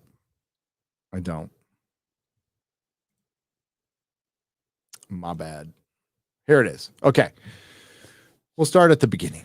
We'll do it that way. You guys are going crazy tonight. Thank you. So they stored Eomir's entire division with horses on 3 ships, and the able-bodied teenagers sit out while their moms defend the keep, aka Helm's Deep. Yes. Bronwyn was out there fighting while she left her son behind who knew how to fight. But Bronwyn, who looks like, yeah, she doesn't look like a peasant.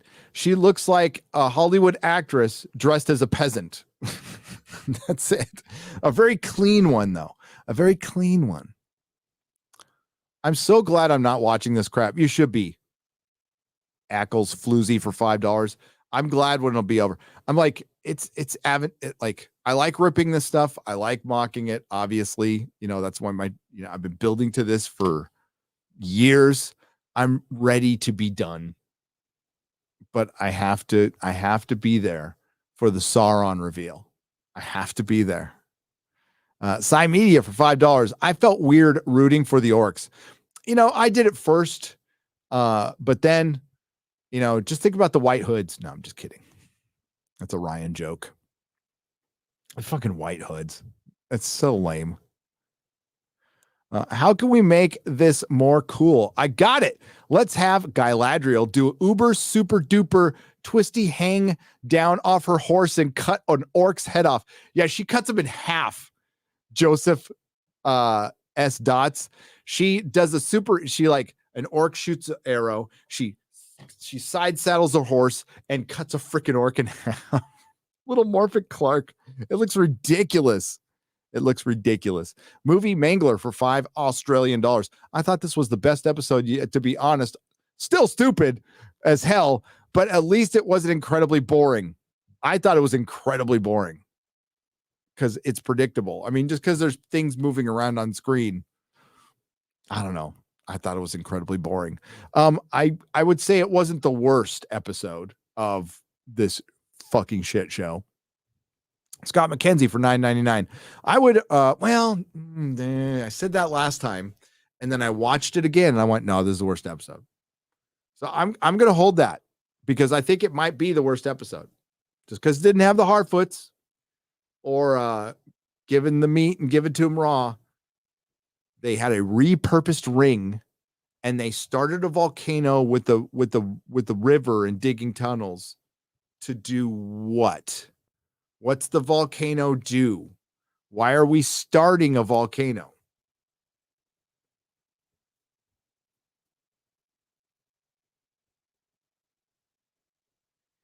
Is it to look like Mount Doom?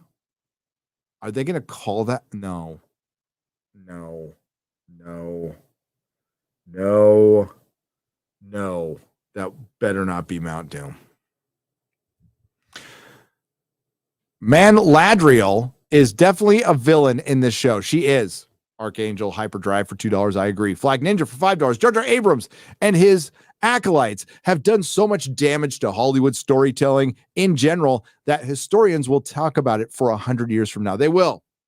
When you see the eventual fall from prominence, not complete fall, like everybody's going out of business and actors will have to go to trade school, although I would not be sad if that happened. Fall from prominence. Like, remember, blockbuster movies were like, as far as mass market entertainment, that's it. Big blockbuster movies were the pinnacle. They were the top. They're no longer the top. Not anymore. We've gone through months with no movie coming out. And the big blockbusters right now are these streaming shows. And quite frankly, House of the Dragon is leaps and bounds above everything else. Andor's boring. It's not like as offensively bad as this, although I think there's tons of messaging in there. I don't know how people are missing that, but She-Hulk is god awful, and this is the worst. So if there's a tier list, it's House of the Dragons up here, Andor's like here, then She-Hulk, then Rings of Power is in a septic tank somewhere. These actors definitely took the lower pay, figuring this would boost their careers. Boy, they were wrong. JC for $5. Yep. Will Porter was smart enough to get out of this. He was signed on. He was supposed to play Elrond, and he actually looks like him. Then he started seeing the scripts, and he bailed out, and he wasn't the only actor. A bunch of actors bailed out on this. A bunch. Gary, it's just so demoralizing knowing that the story of the Second Age will never get a loving adaptation. Scootran for $5. Yeah. I mean, maybe someday it'll get like animated or something. You know, we got the War of the Rohirrim coming out. I am very much looking forward to that. I have a feeling that will be decent. But yeah, like the Second Age has so many epic things in it, and they're not portraying any of that. This is a completely made up fan fiction, repurposed abomination catastrophe of epic proportions. And like, people are watching it. I like it. That's great. That's great. Like, if you like it, I don't give a shit. I think that's where I'm at, right? Doctor Strange, Thor, Love and Thunder, this, She-Hulk, they're bad stories. Don't really care how many people watched them. I don't care. This is the worst storytelling, and it's not getting any better. It's getting worse. Which is, I guess, good, because it's going to accelerate this shit, and it's creating. But I'll show you another article. To tell you this isn't just about Warner Brothers. This is all of Hollywood. If you all think things are wine and roses in Hollywood, they're not. I have been hearing this from a lot of people behind the scenes. I'm not the only person to say this, right? And honestly, it doesn't have anything to do with channel size, ladies. I had people contacting me from shows when I had 2,000 subs, right? So it does, but people are contacting me. Of course, they don't want to say anything public yet, but I am urging them. I have been urging them. It's like, don't contact me. Go on your social media and say something. That's the only way it's going to change. Otherwise, you're going to get brutalized, by the fans. Deservedly so.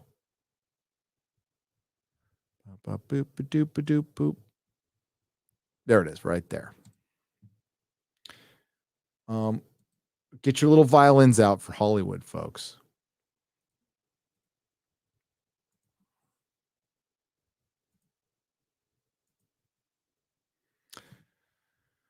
high anxiety in Hollywood. Everyone is totally drained and burnt out right now. And what they do is they're trying to, like, Hollywood hates Zaslav, right? So Warner Brothers Discovery CEO David Zaslav attempts to ally fears to town hall, but layoffs and cost cutting have amped up existential dread. Now, later on in this article, if you want to go read it, I would say, I try not to give them clicks. That's why I grabbed the image. They talked to Bob Iger, who is the architect of a co-architect of woke Hollywood and a co-creator of the shit Star Wars and shit Marvel we're getting, who's now retired and going, yeah, things are pretty bad right now. He, like, in this article, he's like, yep, things are pretty bad right now. Motherfucker, you created some of this shit. And now, he retired just in time. And now they can blame Chapek for who's been picking up the Bob Iger pieces forever. Not to say I don't think Chapek's good either. I think he's a weak punk. But Iger came out and said, yeah, it's a really unsure time. The investor money is drying up. And it's not just Warner Brothers. It's not just Warner Brothers. So amazingly, after D23, where Marvel could have announced and Disney could have announced Fantastic Four, all this stuff, they didn't announce shit. And then, like, 2 or 3 weeks later, Wolverine's going to be in Deadpool. Wow. Desperate times call for desperate measures. So as this relates to the Rings of Power, will they turn shit around in season 2? No. I'll tell you why. And I'll bring this back up. I'll tell you exactly why the answer is no. Because there was a time when it was it wasn't so corporate in Hollywood. So you'd have 1 or 2 guys to get to. A studio head, a powerful producer.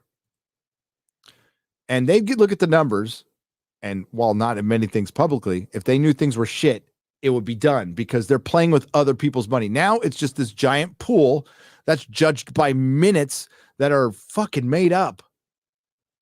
So you submit this to the investors and to the board members, and they're like, everything's great. We're number 1. People love this. People love Rings of Power, completely ignoring that this show is hated by everybody. And it's not unless you have your fucking head in the sand, you're disingenuous, or you're just a full-on shill. The majority of the audience hates this fucking show. And even the people supporting going, I know it's dumb.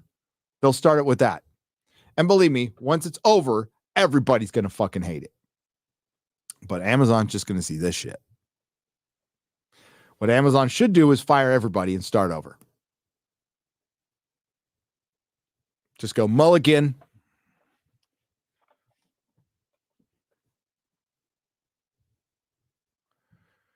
Is it possible? Sure. Tell you what, this is $1 billion show. It needs to be as big as Stranger Things. Do you think we're going to see the Rings of Power on a top 10 list months after it comes out? Because Stranger Things has been out for months now. And it's going to stay on the top 10 all year. All fucking year. Is Rings of Power going to be up there? No. So that's why I don't think things will change. I would love them to change, but I don't think they will. Don't think they will. All right. I know it's getting late, so we're gonna read these.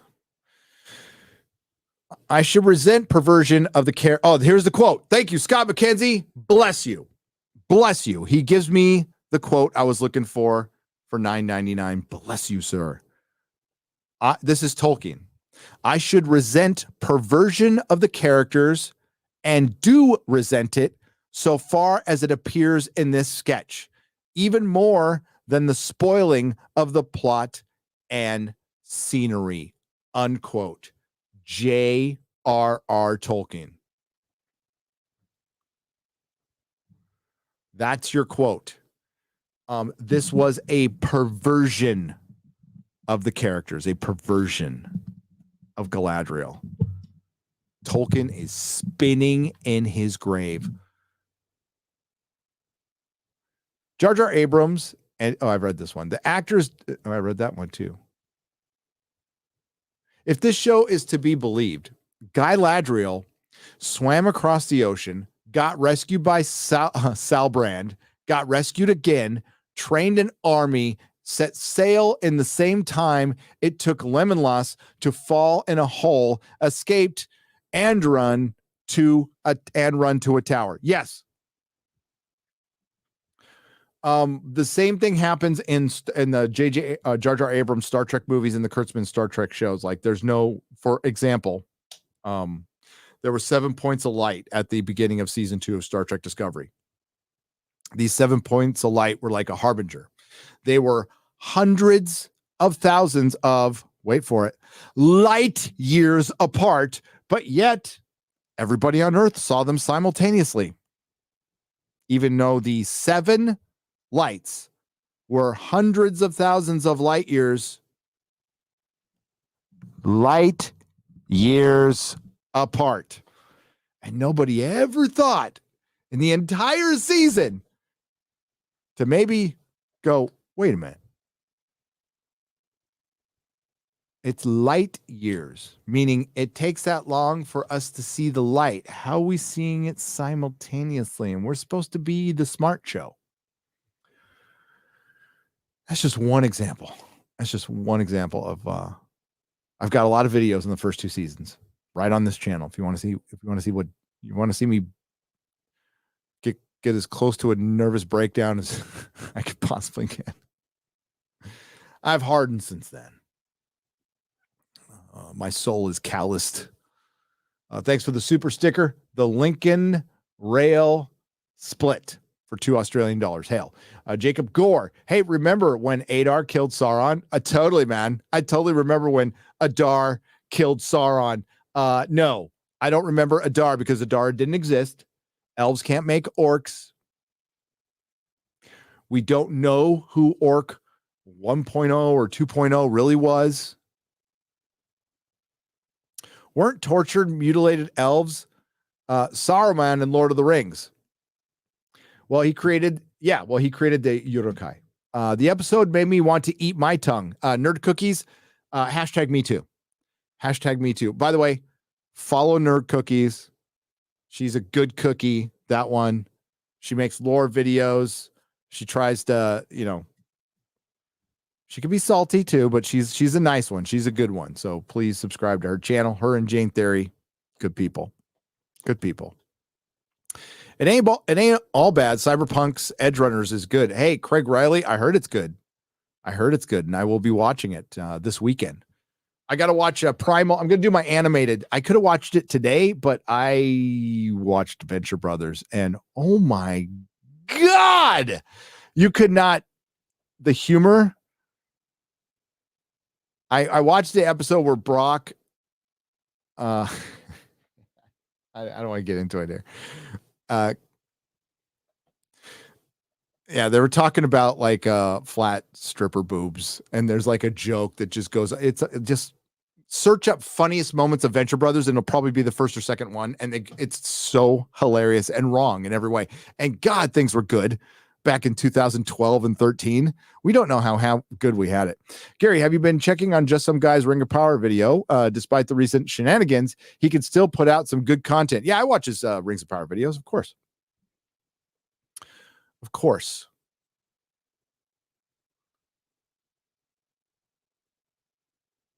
The other stuff, I've already addressed it, but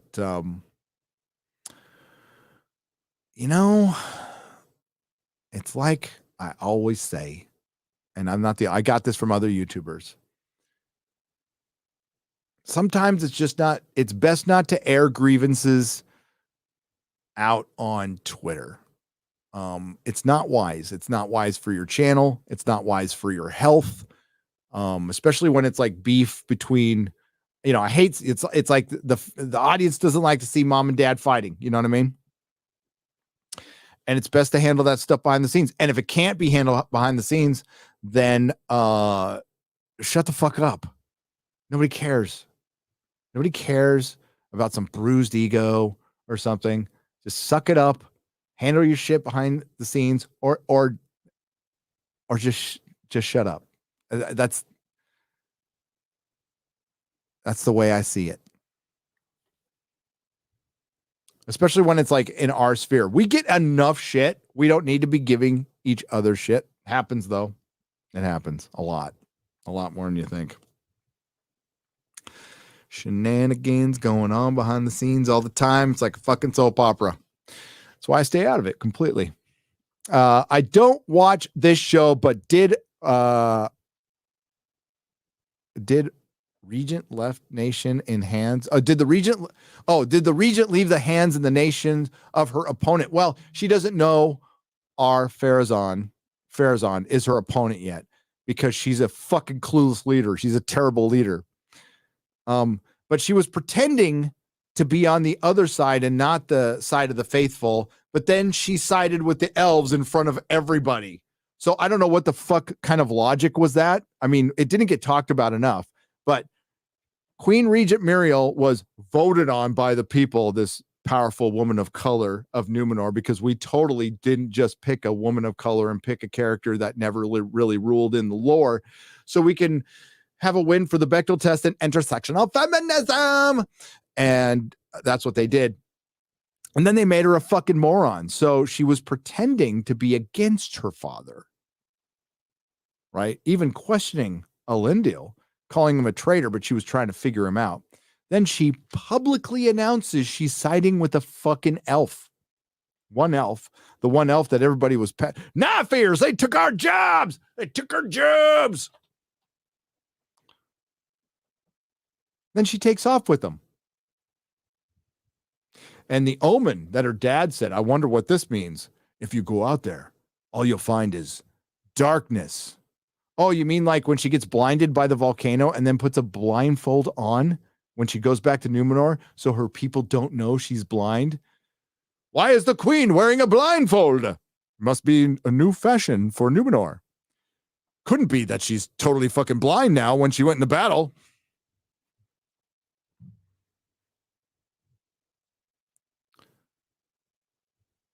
They paid $250 million to get the rights. They paid another $465 million for this season. And then they pumped out another couple $100 million to get prep for next season. That's $1 billion to you and me. That could feed a lot of fucking people. And it got spent on this.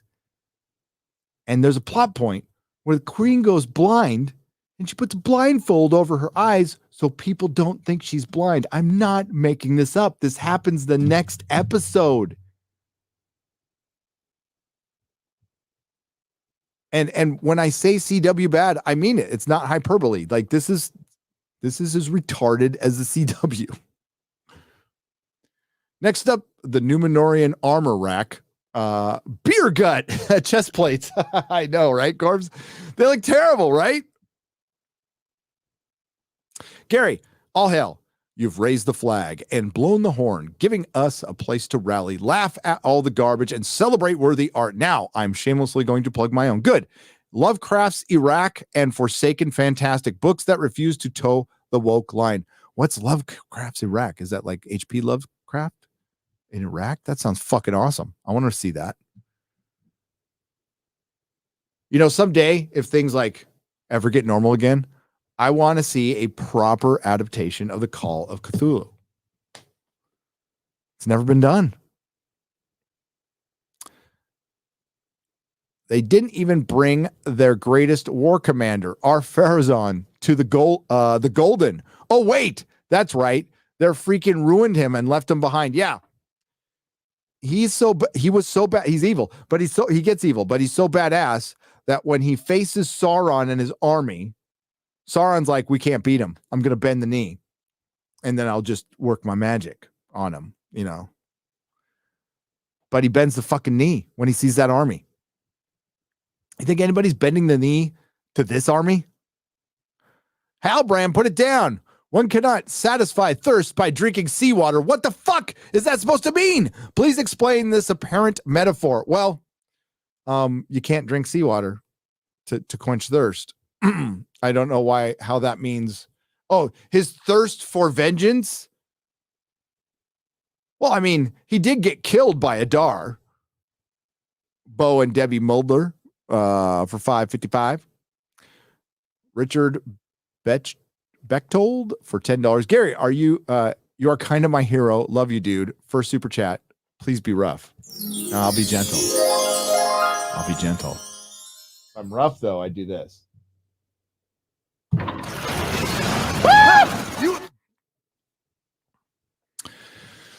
Thank you. Nick Hartlin, sorry if I screwed that up, for $5. They're going to bring up Galadriel got her name from her husband. Probably not. Well, it's not from her husband, but they are going to bring up that her husband is dead. They are going to bring that up. But the fact that she hasn't brought him up and she keeps bringing up her brother, and I'm just like, if somebody killed my brother and my husband, I would at least bring them both up. Like if somebody killed, like I don't have brothers, but I got sisters. So, I mean, I don't want anything bad to happen. It's just an example. But if somebody like took out my wife and my sisters, I'd be bringing them up. And the wife is the one I live with, you know? So she might get top billing. I'm just saying in my vengeance tracker, you know, it's like wife, sister. I mean, I love them both, but my wife will get top billing as I burn the world. NYC Geek for 10. Oh, it's Az. What are you doing? You want to come on now? Throw me a link, gold man. All right. I'm going to throw him a link. Hang on. Hang on. Spawn. Boop, doop, boop, boop. Where are you? God. I message a lot of people now. I think you're safe, as I don't. There's no trans characters where you can in this show that I know of. So at least it's not like She-Hulk. You know what I'm saying? You know what I'm saying?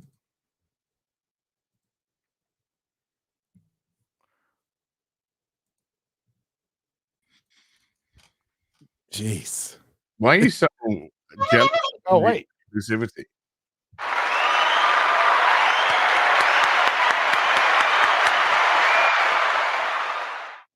How did you like the Battle of Balls Deep?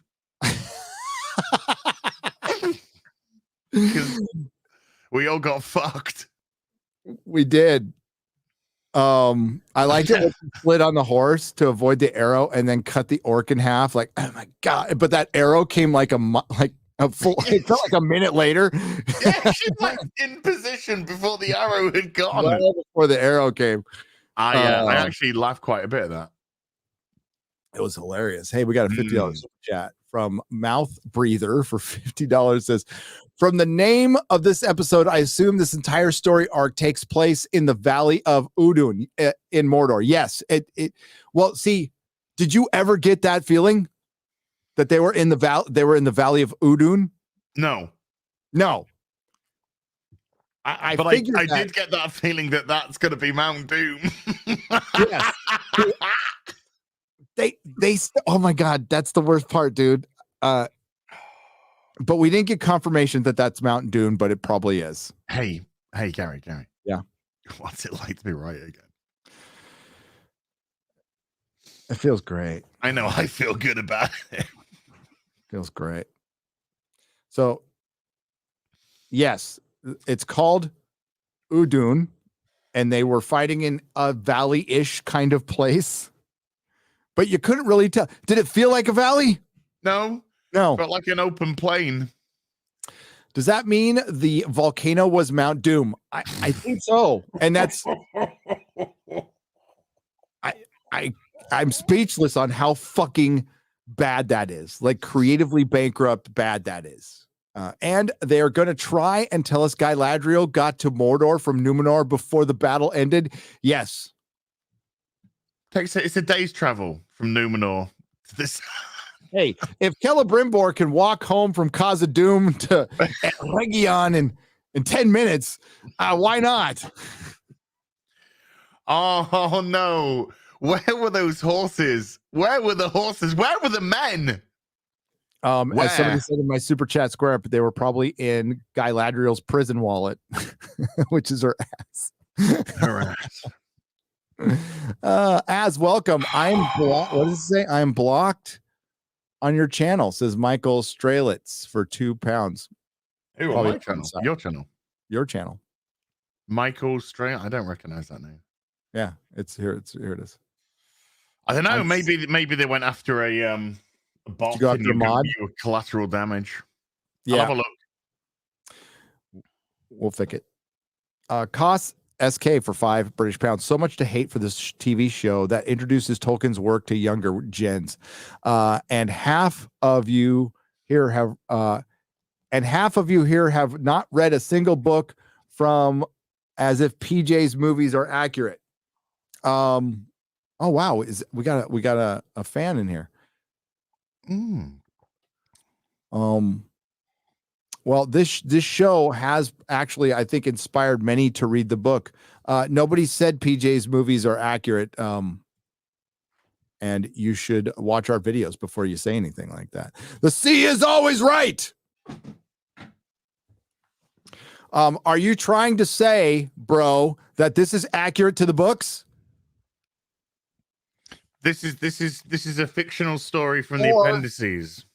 Are you using the argument that, well, Lord of the Rings sucked,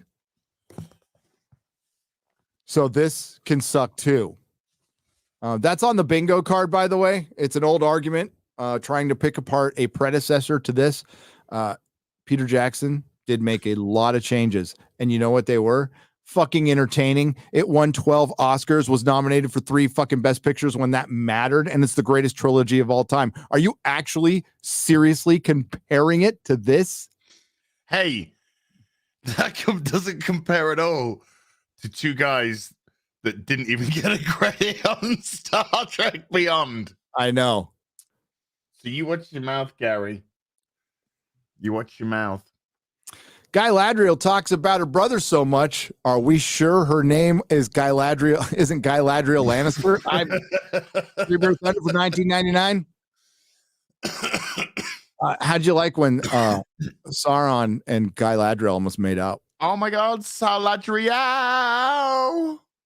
When she was talking about when she was I was riding into battle, and when her clit's bouncing off the saddle as she's riding, she was thinking of Halbrand. Mm-hmm. And he was just like, and when my man bits were bouncing against my saddle, I was thinking about you. My man bits. Hey, did you like when they tripped the horse and then they made sure to show the horse is okay? Hey, did you like when Halbrand teleported in front of Adar? Yes. How the fuck did he get there? He was in the village helping out somebody a second ago. Then Adar goes charging off, followed by Galadriel on the swiftest steed. And then suddenly Halbrand's coming from the other direction to trip him up.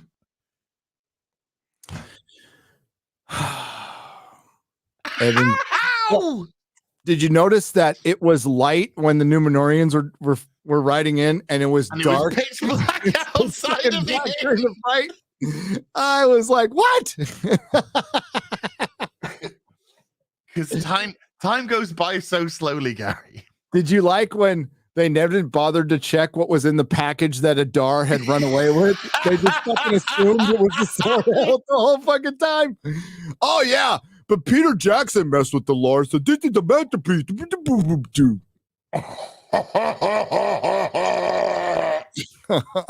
Damn. It's so bad. Well, I mean, if I didn't know that was happening, it would have been even funnier. But yes, yeah. And did you like the way that the helm, the hilt, was a literal key to everything? It was. It could start the volcano. Oh, and Don Lemonlass couldn't even get his own kill in. He had to be saved by a woman who picks fucking flowers. He got saved by like a seed planter. Dude,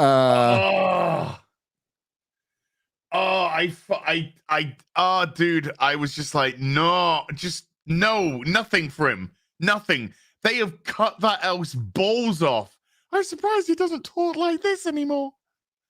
Bronwyn, I love you, Bronwyn. You're the bestest ever. I want to ride into battle with you with your flowers and your sickle. Oh. Peg me later. Oh. And did you see that Bronwyn got shot twice by arrows, but they only took one out because the other one had vanished? Yes. What happened to her second arrow? Thank you. It just vanished. It's good that you brought that up. Hey, porn. The least you guys could do is say something. I mean, about the show. What did you think of it, chat? What'd you think of the Rings of Power, porn bots? Gosh. No, you're right. You're absolutely right. I can even find that. I bet you I can find that. Oh, blessed water. And I've decided to call him Adar the Inclusive for his speech where he's talking about orc men and women. Man and woman orc. Yes, representation. Yeah, she got shot twice, right?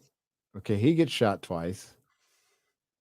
Why did they have to have a 10-minute scene on sealing up Bronwyn's wounds? I know, dude. I mean, is she gonna live or die, dude? I totally don't know. Hang on, here she's running. Yep, there's one. No, she got okay, but that looked like it shot her in the ass. It got dude. There's like a zoom zoom. Yeah, but it might have gone in somebody else. Why not? That's what she said. Yeah. Let's have a look. Go have a look. It's hard to tell. I got a light shining in my face too, so I'm gonna have a look. I have the lighting going. That's one of the worst battles I've ever seen on the screen. Terrible.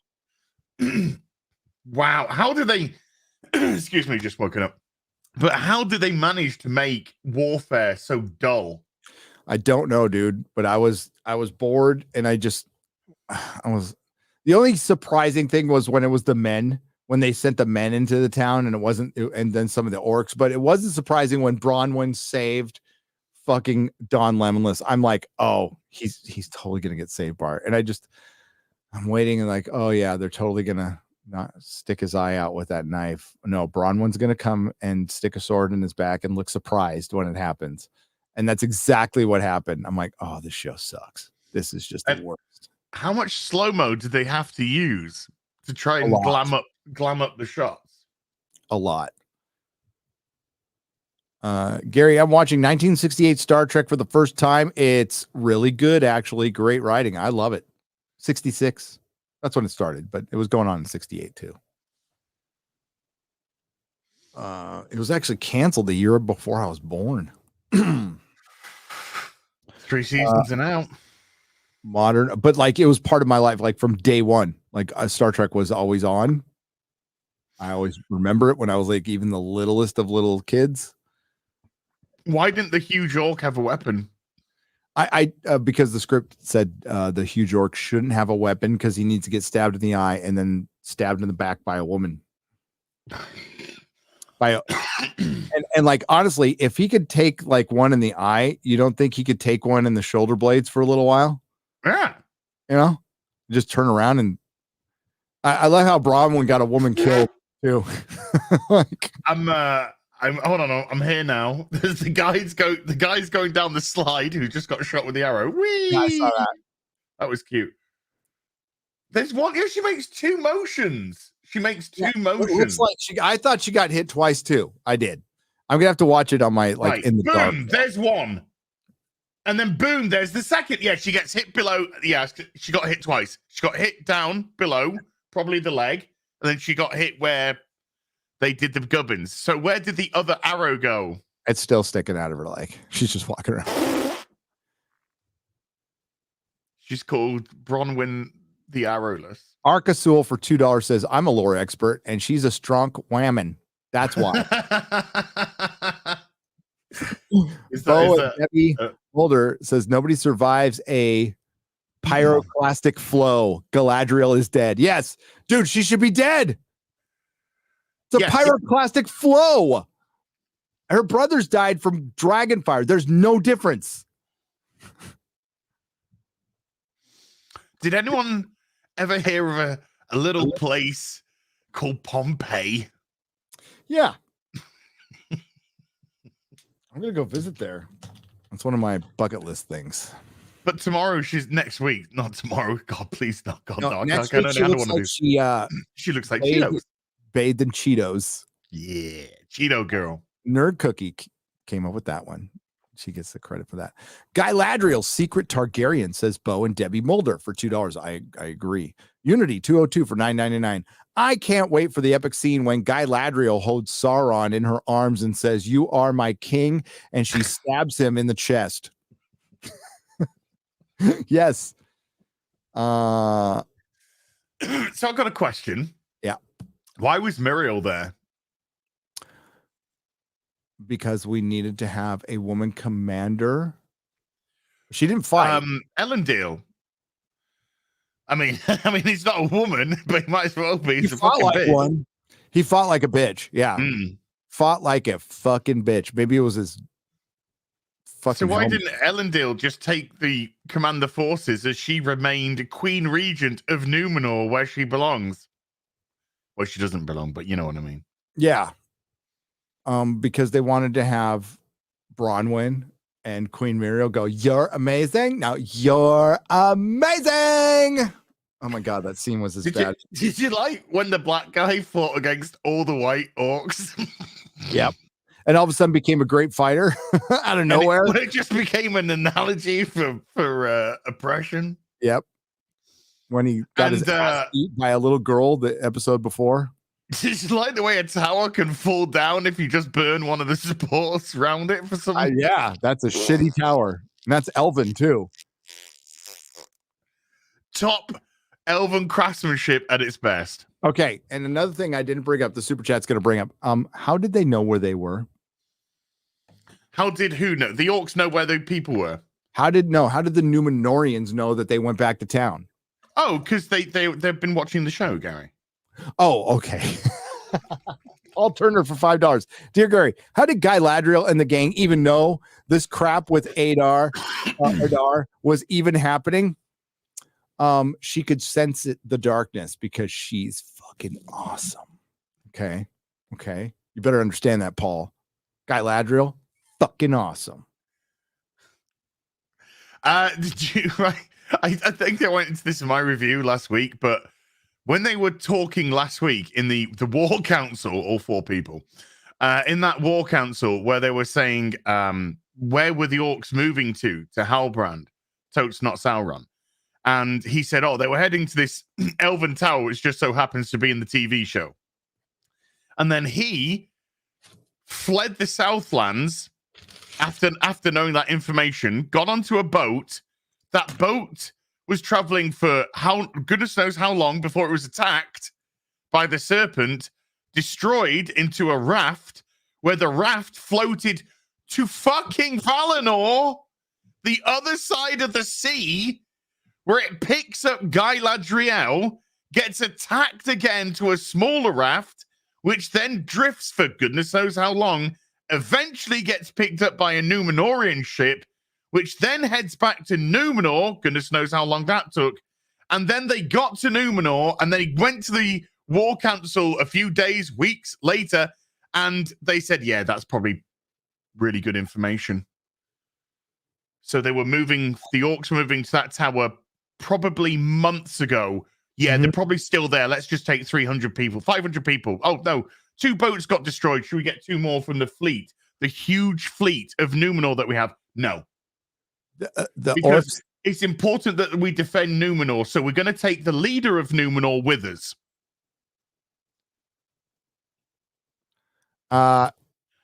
The same orcs that dug a trench that the Watchtower and the very observant elves didn't see and decided to leave in the middle of them digging that trench, that fed a river into a volcanic.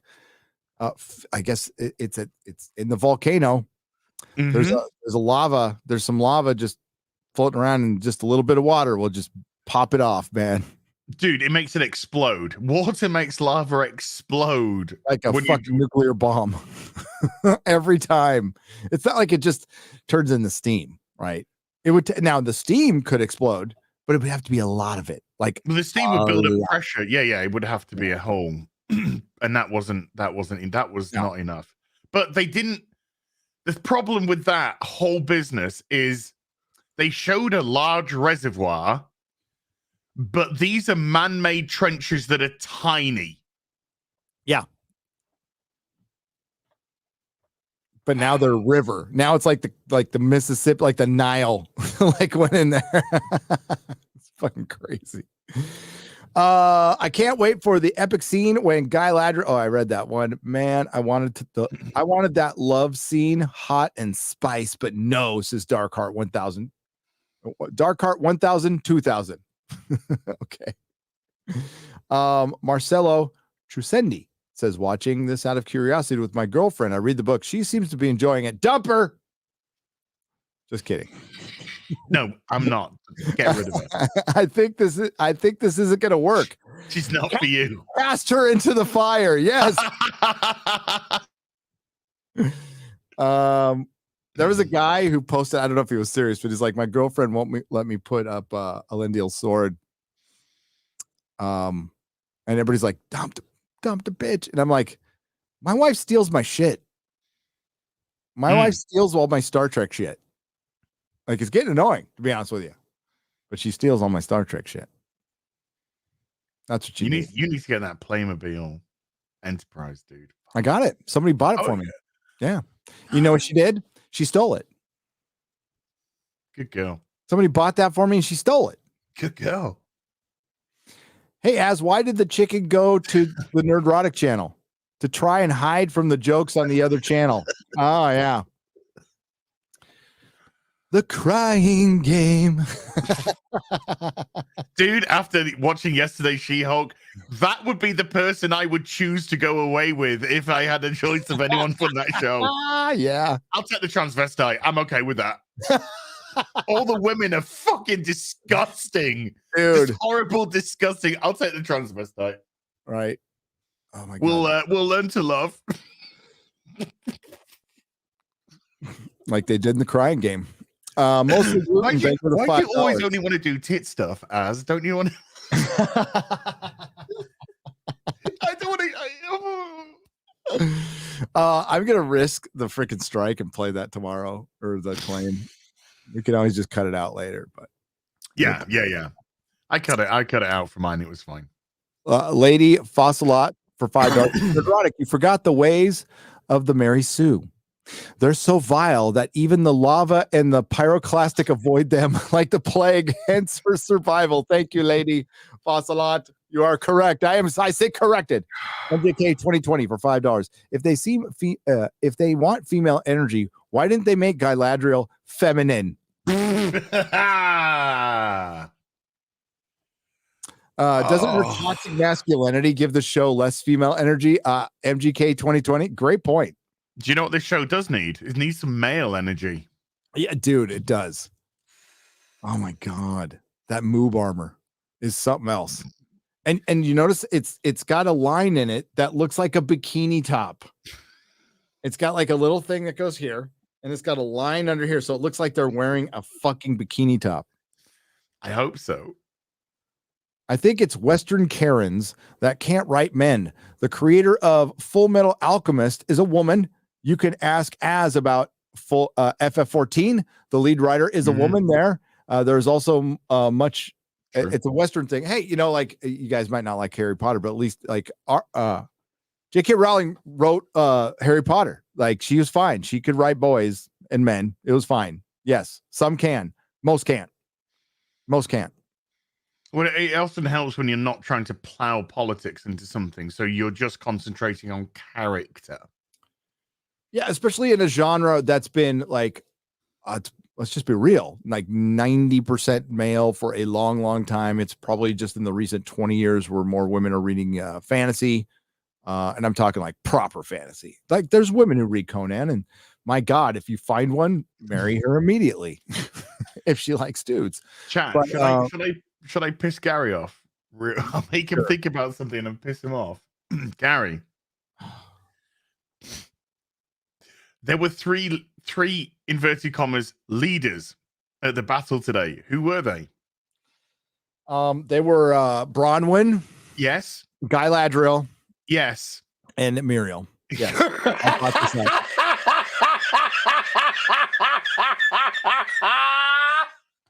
Not Elendil the Tall. No. Not Sauron. Not the king Sauron. of the fucking Southlands. Not the king who was promised.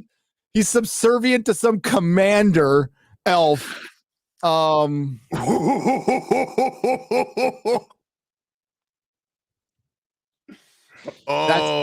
intersectional feminism. That's I mean, that's that foundation of sand that this thing is built on. But I brought that up earlier. I was like, they just made these decisions. They were like, let's look at before they mapped out their story. You know what they've mapped out first? Their diversity. Yes. I promise you, I bet my life on that. That they mapped out the diversity before they mapped out a script, a story, or even a fucking an outline. Just like Marvel outlines its fights before it's even created its story. Oh yeah, they repurpose fights. Like some fights will go to another movie or a TV show. Yep. Amigoville. I love that. For $9.99. Gary, thanks for helping me stay awake during my overnight hurricane shift. Keep up the great work. Oh, are you in Florida? Thanks for doing that. Hope everybody's okay. That was bad. That was bad. They downgraded it, didn't they, Ian? They did, but like that storm surge was fucking gnarly. That was bad. Did you see the clip of the guy from CNN like, oh, it's real. And then there's a dude just walks behind him into his car. But the storm surge, I forgot what county it was, but dude, it was a 6-foot storm surge. That was gnarly. That was bad. So it was a category 4. That was for real. Like, and there was like sharks in the fucking sharks in the road. And I think there's a big seal, like this massive seal, just massive fucking, it's going to, I hope that I hope he found his way home. I do. Oh, look, a phallic unicorn for $1.49. Bilbo Teabag. Thank you, John. Yes, Bilbo Teabaggins for £2 British pounds. PJ's films aren't accurate. At least they're GOAT. They're the GOAT. Yeah. They're mostly they're mostly accurate. They are. They move some characters around. There's no Scouring of the Shire. There's no Barrow Downs. There, no Tom Bombadil. Well, they kind of did the Scouring of the Shire. They showed you they showed you a possible few, so they were trying to say, hey, we're still going to pay homage to it, but it's not going to be And Theoden was, I think, one of the most improved characters from the book. I like Theoden in the book, but the Theoden in the movie is fucking so good. So good. Bathed in Cheetos. Orange do against such reckless hate. Orange Women bad. Wraith Customs Firearms. Apparently it was a manatee, not a seal. Sorry. Dude, it was fucking big, whatever it was. Poor thing. Yeah. It was Somebody like, said it's as going to visit Ryan. That is mean. That is mean. I laughed. Congo Red Jr. for $2. Why is Sauron helping these people? I have no fucking idea whatsoever. Okay, I'll tell you why. I think I know why. Okay. I think I actually do know why, but okay. Yeah. So I think you're thinking the same thing I'm thinking. Yeah.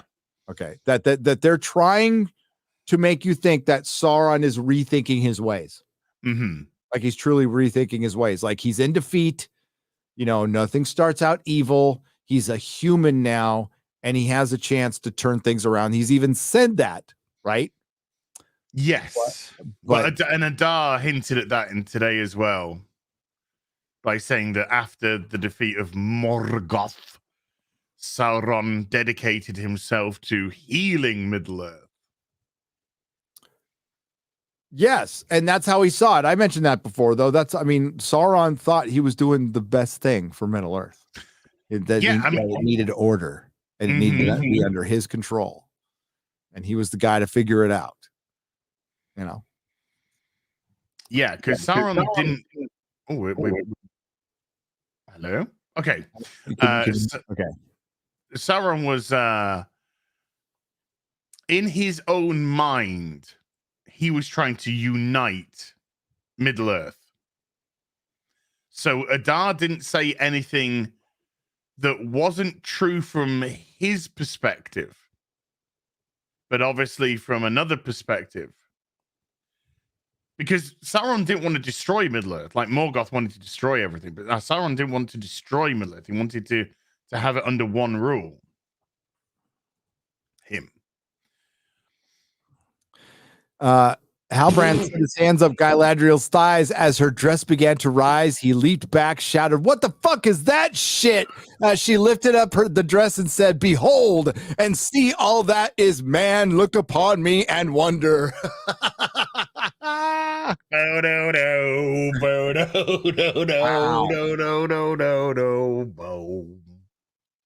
They tried to make Numenorians charge like the charge of the Rohirrim in Pelennor Fields, and it looks so poor, so cheap compared to the real thing. Yes. Everything was repurposed in this.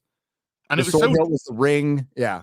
Didn't this this reminded me a little bit of episode 6 of season 8 of episode 4 it would be actually, because there's only 6 episodes, wasn't there? The Battle of Winterfell. Because it was so dark in a lot of places.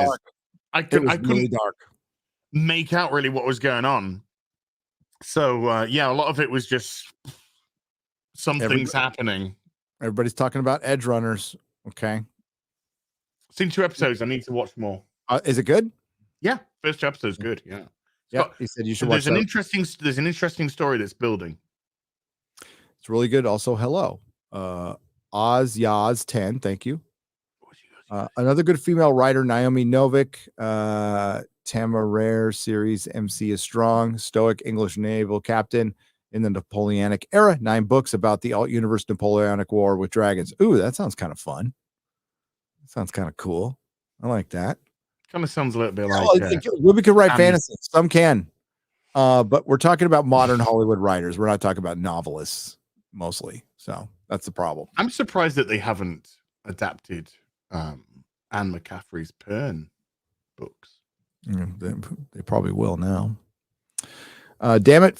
Fun when you have someone special that loves being a nerd or a fan or something true. As I think I at you on Twitter, the video I made says Kenny Justice for $5. He added you.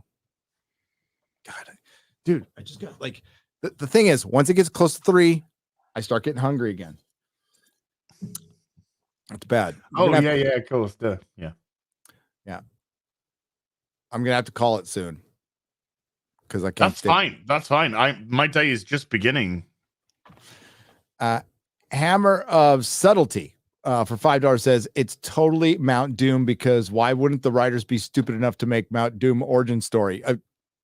You know what? I wasn't expanding my mind on how fucking stupid they can be. I guess I'm still in denial about some shit. Of course it's Mount Doom. Of course they gave us a Mithril origin story. Why not a Mount Dew, a Mountain Dew and a Mount Doom origin story? Why not? Fucking A. Tolkien spinning in his grave is causing global warming. The friction. It says Eric K. Thank you, Mouth Breather, again for the $50. I appreciate it. Jibbo 2 for $15. What did Spock find in the toilet? The captain's log. All right. Going to bed after that one. Fantastic. Mr. Knox for $5 says, I got this part with Galadriel.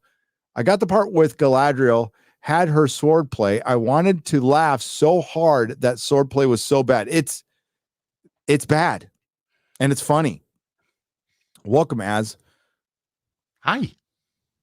Oh, I read this one already. How you doing, Gary? Oh, it says, welcome, Az. Fear not. There are no booby traps to fall in love with here. You stole my Pompeii comparison. Hey, needed to be said. Keep on tearing it up, gents. Thank you. I didn't read that one, so good. I regret nothing. I know you don't. Je ne regret rien. There's no fucking shame to your game, buddy. No. At all. Oh. Nina's wait, I saw Nina. There she is. Yeah. Her Yeah. horse riding was next level. It really was. No, I was going to say, all I saw was her on the horse. I didn't see her. I saw her on the horse, and then she did the same. They did the same move twice because it's the only one that they had for her. Was doing the bendy twisty over. Yeah. And the way that Theo looked at her like, oh God, yeah. When he's like, who is she? And Don Lemonless says, that's the commander of the Northern Armies. And I'm like, motherfuck. How in the fuck's he gonna know? He's been there for 100 years. She's been gone for 1,000. How's he gonna know? Is he getting ravens? Hey, they watch the show, Gary, on a regular basis. They must. You think Rings of Power will go full 5 seasons? Surely they're looking at the numbers and they would tell themselves, oh shit. I showed you earlier. I think they're going to convince themselves things are fine, but the 5 seasons is going to take minimum 8 years. No one's checking in for 5 Nobody's seasons. checking in for that long. No. Nobody's checking in for that long. There's a 2-year wait now to the next season. Yep. Probably 80% of the remaining audience will check out in that time as well. IWD for $10. Guy Ladriel teaching Numenorians how to make war. Haven't they been kicking Sauron's ass for the last 1,000 years since the Admiral reinforced Linden? The canon ignorance is absolutely deliberate. It is. And I think it's because they don't give a fuck. They found 2 guys who were willing to eviscerate this and then go out in public and eviscerate it and just go through it because they're trained by Bad Reboot. They're trained to go out there and fucking lie to you. And it's one of the biggest grifts of all time. It's a massive grift. They saw a way into the nerd sphere without having any passion or care in the world for this stuff and found a way to sell some snake oil to a lot of nerds and a lot of dumb executives. I truly believe they think we are just consumers. Yep. I truly believe that. There's no way that you can make this so inept and think, yes, this will get everyone on board who love those incredibly well-crafted movies. Oh, right. No. Not even close. This is the CW version of Lord of the Rings. It is. All right. I'll get the rest of the square up. I'll look. Let me refresh it one more time. There's a square up from last 2 weeks on Nerdrotic Live. Well, not consuming it, Scott. That's just the point. Consumers, the whole thing about consuming is just watching, moving on, not caring about anything. We are watching to be highly critical of this, which is being presented to us. And there is a lot of people that's actually watching to be in this stream right now that are watching our videos that are not watching this. And they're letting us watch it to just tell you them why they made the right decision in the first place not to go near it. And if, let's say it's good, let's say people are saying that House of the Dragon's good, for example, then it's saying, hey, look, so far, so good. So if you are, in those tepid waters, you might decide to stay there, or you might decide to have a little bit of a swim. But consumerism is not caring about the product which is being presented to you. It's literally just waving the flag at the brand. Yeah, it's like the FOMO audience, really. I mean, that's what it's based on. But like the reason we do it, I mean, like it or not, it didn't start out this way. This started out as a hobby for me that I did on the side while I was working my day job, and it turned into my work. And now it's my work. I take it very seriously, but I also love what I do. And even like, I love mocking this shit. It's funny. Like, I'll laugh, I'll get upset, but at the end of the day, I'll laugh. I'll just laugh. It's cathartic. It is. You gotta, when you see everything that you've loved tumble down around you, and you know that they're not going to change, then yeah, it is very good to get it out of your system. Yeah, it is very good to point at these people and laugh. And just by people like myself and Gary and Critical Drinker, whoever it may be, who do these reviews and watch these shows and Mauler and stuff, Hollywood is so angry with us for doing this because they want us to be good little consumers. They don't want us to be critical of their shit. They don't want us to point at all the absolute travesties that they're putting on screen. They don't want this. And so this, we go onto Twitter and we'll be besieged by ankle-biting bots. We'll come onto YouTube, Nothing. because they can't transfer their bots from Twitter to YouTube. It doesn't work that way. So here on YouTube, we do our videos and they can't do shit all about it. And I speak to my YouTube manager about, how's everything? Is everything? And they're like, you do nothing wrong. There's nothing wrong. So, they can want to pull us down. They can want to do this, that, and the other to try and stop us from talking. We won't stop talking. We won't stop streaming. We won't stop making our videos. And every time they put a piece of shit out, we will point at that piece of shit and go, look at that piece of shit. Yeah. And we're going to continue to do that. And, I pointed that out on Twitter. It's like so weird. It's so weird that there's like all this, and they try to get into the Rings of Power thing, but the Marvel Stand thing just does not translate over here. I think my video's like clocking in at 90, damn near 99%. Like to dislike. Yeah, I'm about 98 to 99% on all my Marvel videos. Yeah. And Rings of Power, they end up at 97, 98. That's really fucking good. 98.9, 98.9, 98.8, 99.3, 98.8, 99.4, 95, which was the Andor review that I did. 99.3, 98, 98.5, 99.5, 98.4, 98.4. Hey, did you watch Andor episode 4? Fuck, I gave up after episode 1. It was so boring, episode really 4. Boring, dude. It's really episode 1, sorry. I'm not interested. Right. There's a difference between a slow burner and boring. Okay? A slow burner produces things for you to keep you interested. It gives you, a piece of candy. A piece of candy. A piece. That's just, and then it gives you the wallop. So you could have a slow burning movie. Let's say The Girl with the Dragon Tattoo. That's a slow burning movie. Yep. But when it hits, boy, does it hit, and it hits into gear. The OG version. Yeah. Oh, I'm talking about the Swedish trilogy. That was, the Numi Rape Face one. And then you get something like Andor, and you have a series of scenes which are boring. We're going to introduce this character and this character and this character, but not do anything with them and not have any interaction of meaning or substance. Then we're going to go to analogies of tribal life because all fucking South Americans are fucking stick-wielding fucking tribal people. Jesus Christ, do they know what they put on the screen? No, they don't.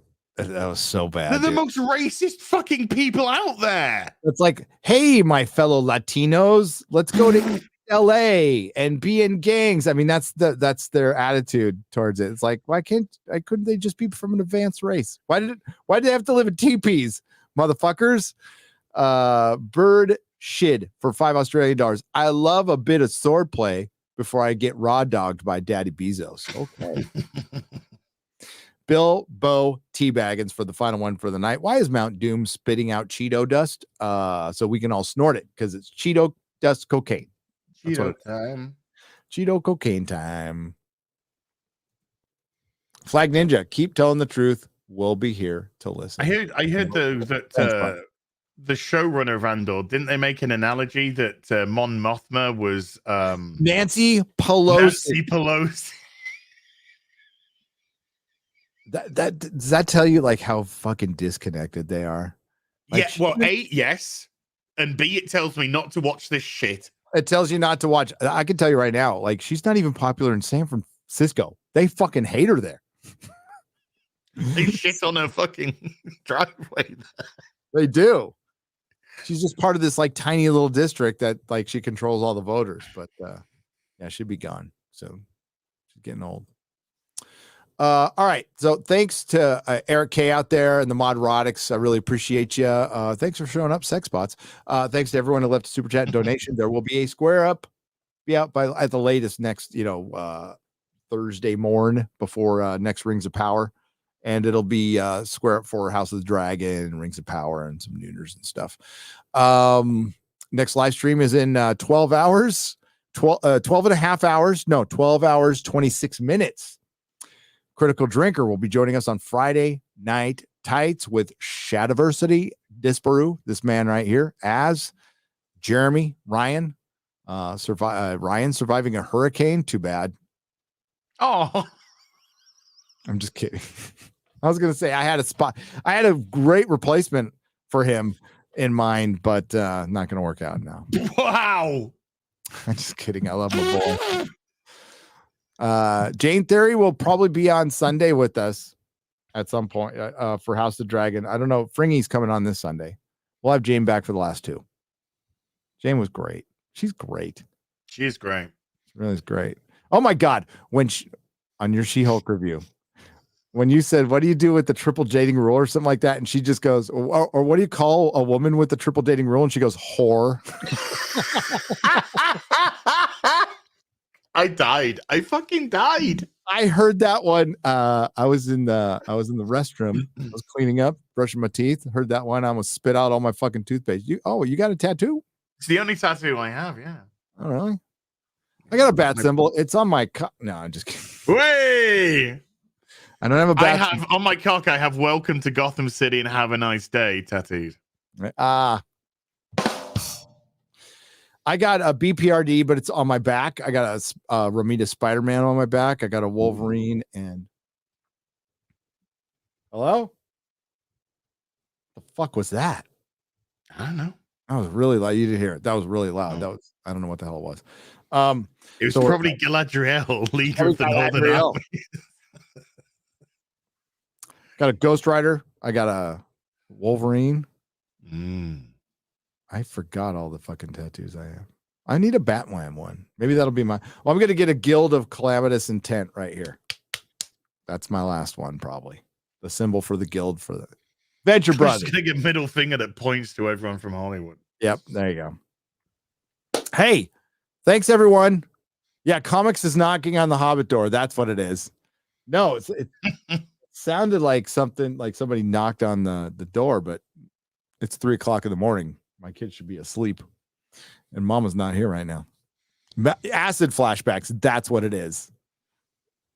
Oh, okay. Anything you'd like to plug, sir? Yeah. I mean, if I could do all my work today, which is do my review for this shit, and then do my members Resident Evil part today, Resident Evil 2 remake part today. Then in the afternoon, I'll do more Miss Revival.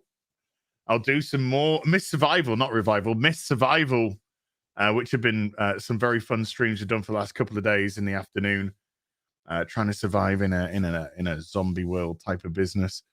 And then after that, I'll rest for a couple of hours and Friday night Tartars. Friday night Trans Tartars. Trans Tatas. I was just looking at like this whole scene where everybody's running from the volcano and Galadriel's just fucking standing there. She's a boss, Gary. Yeah. She's ready to accept it. She's just like, I'm ready. Bring it on. I was like so happy when the wave from Numenor hit her. Like I just wanted Drown this. You fucking bitch.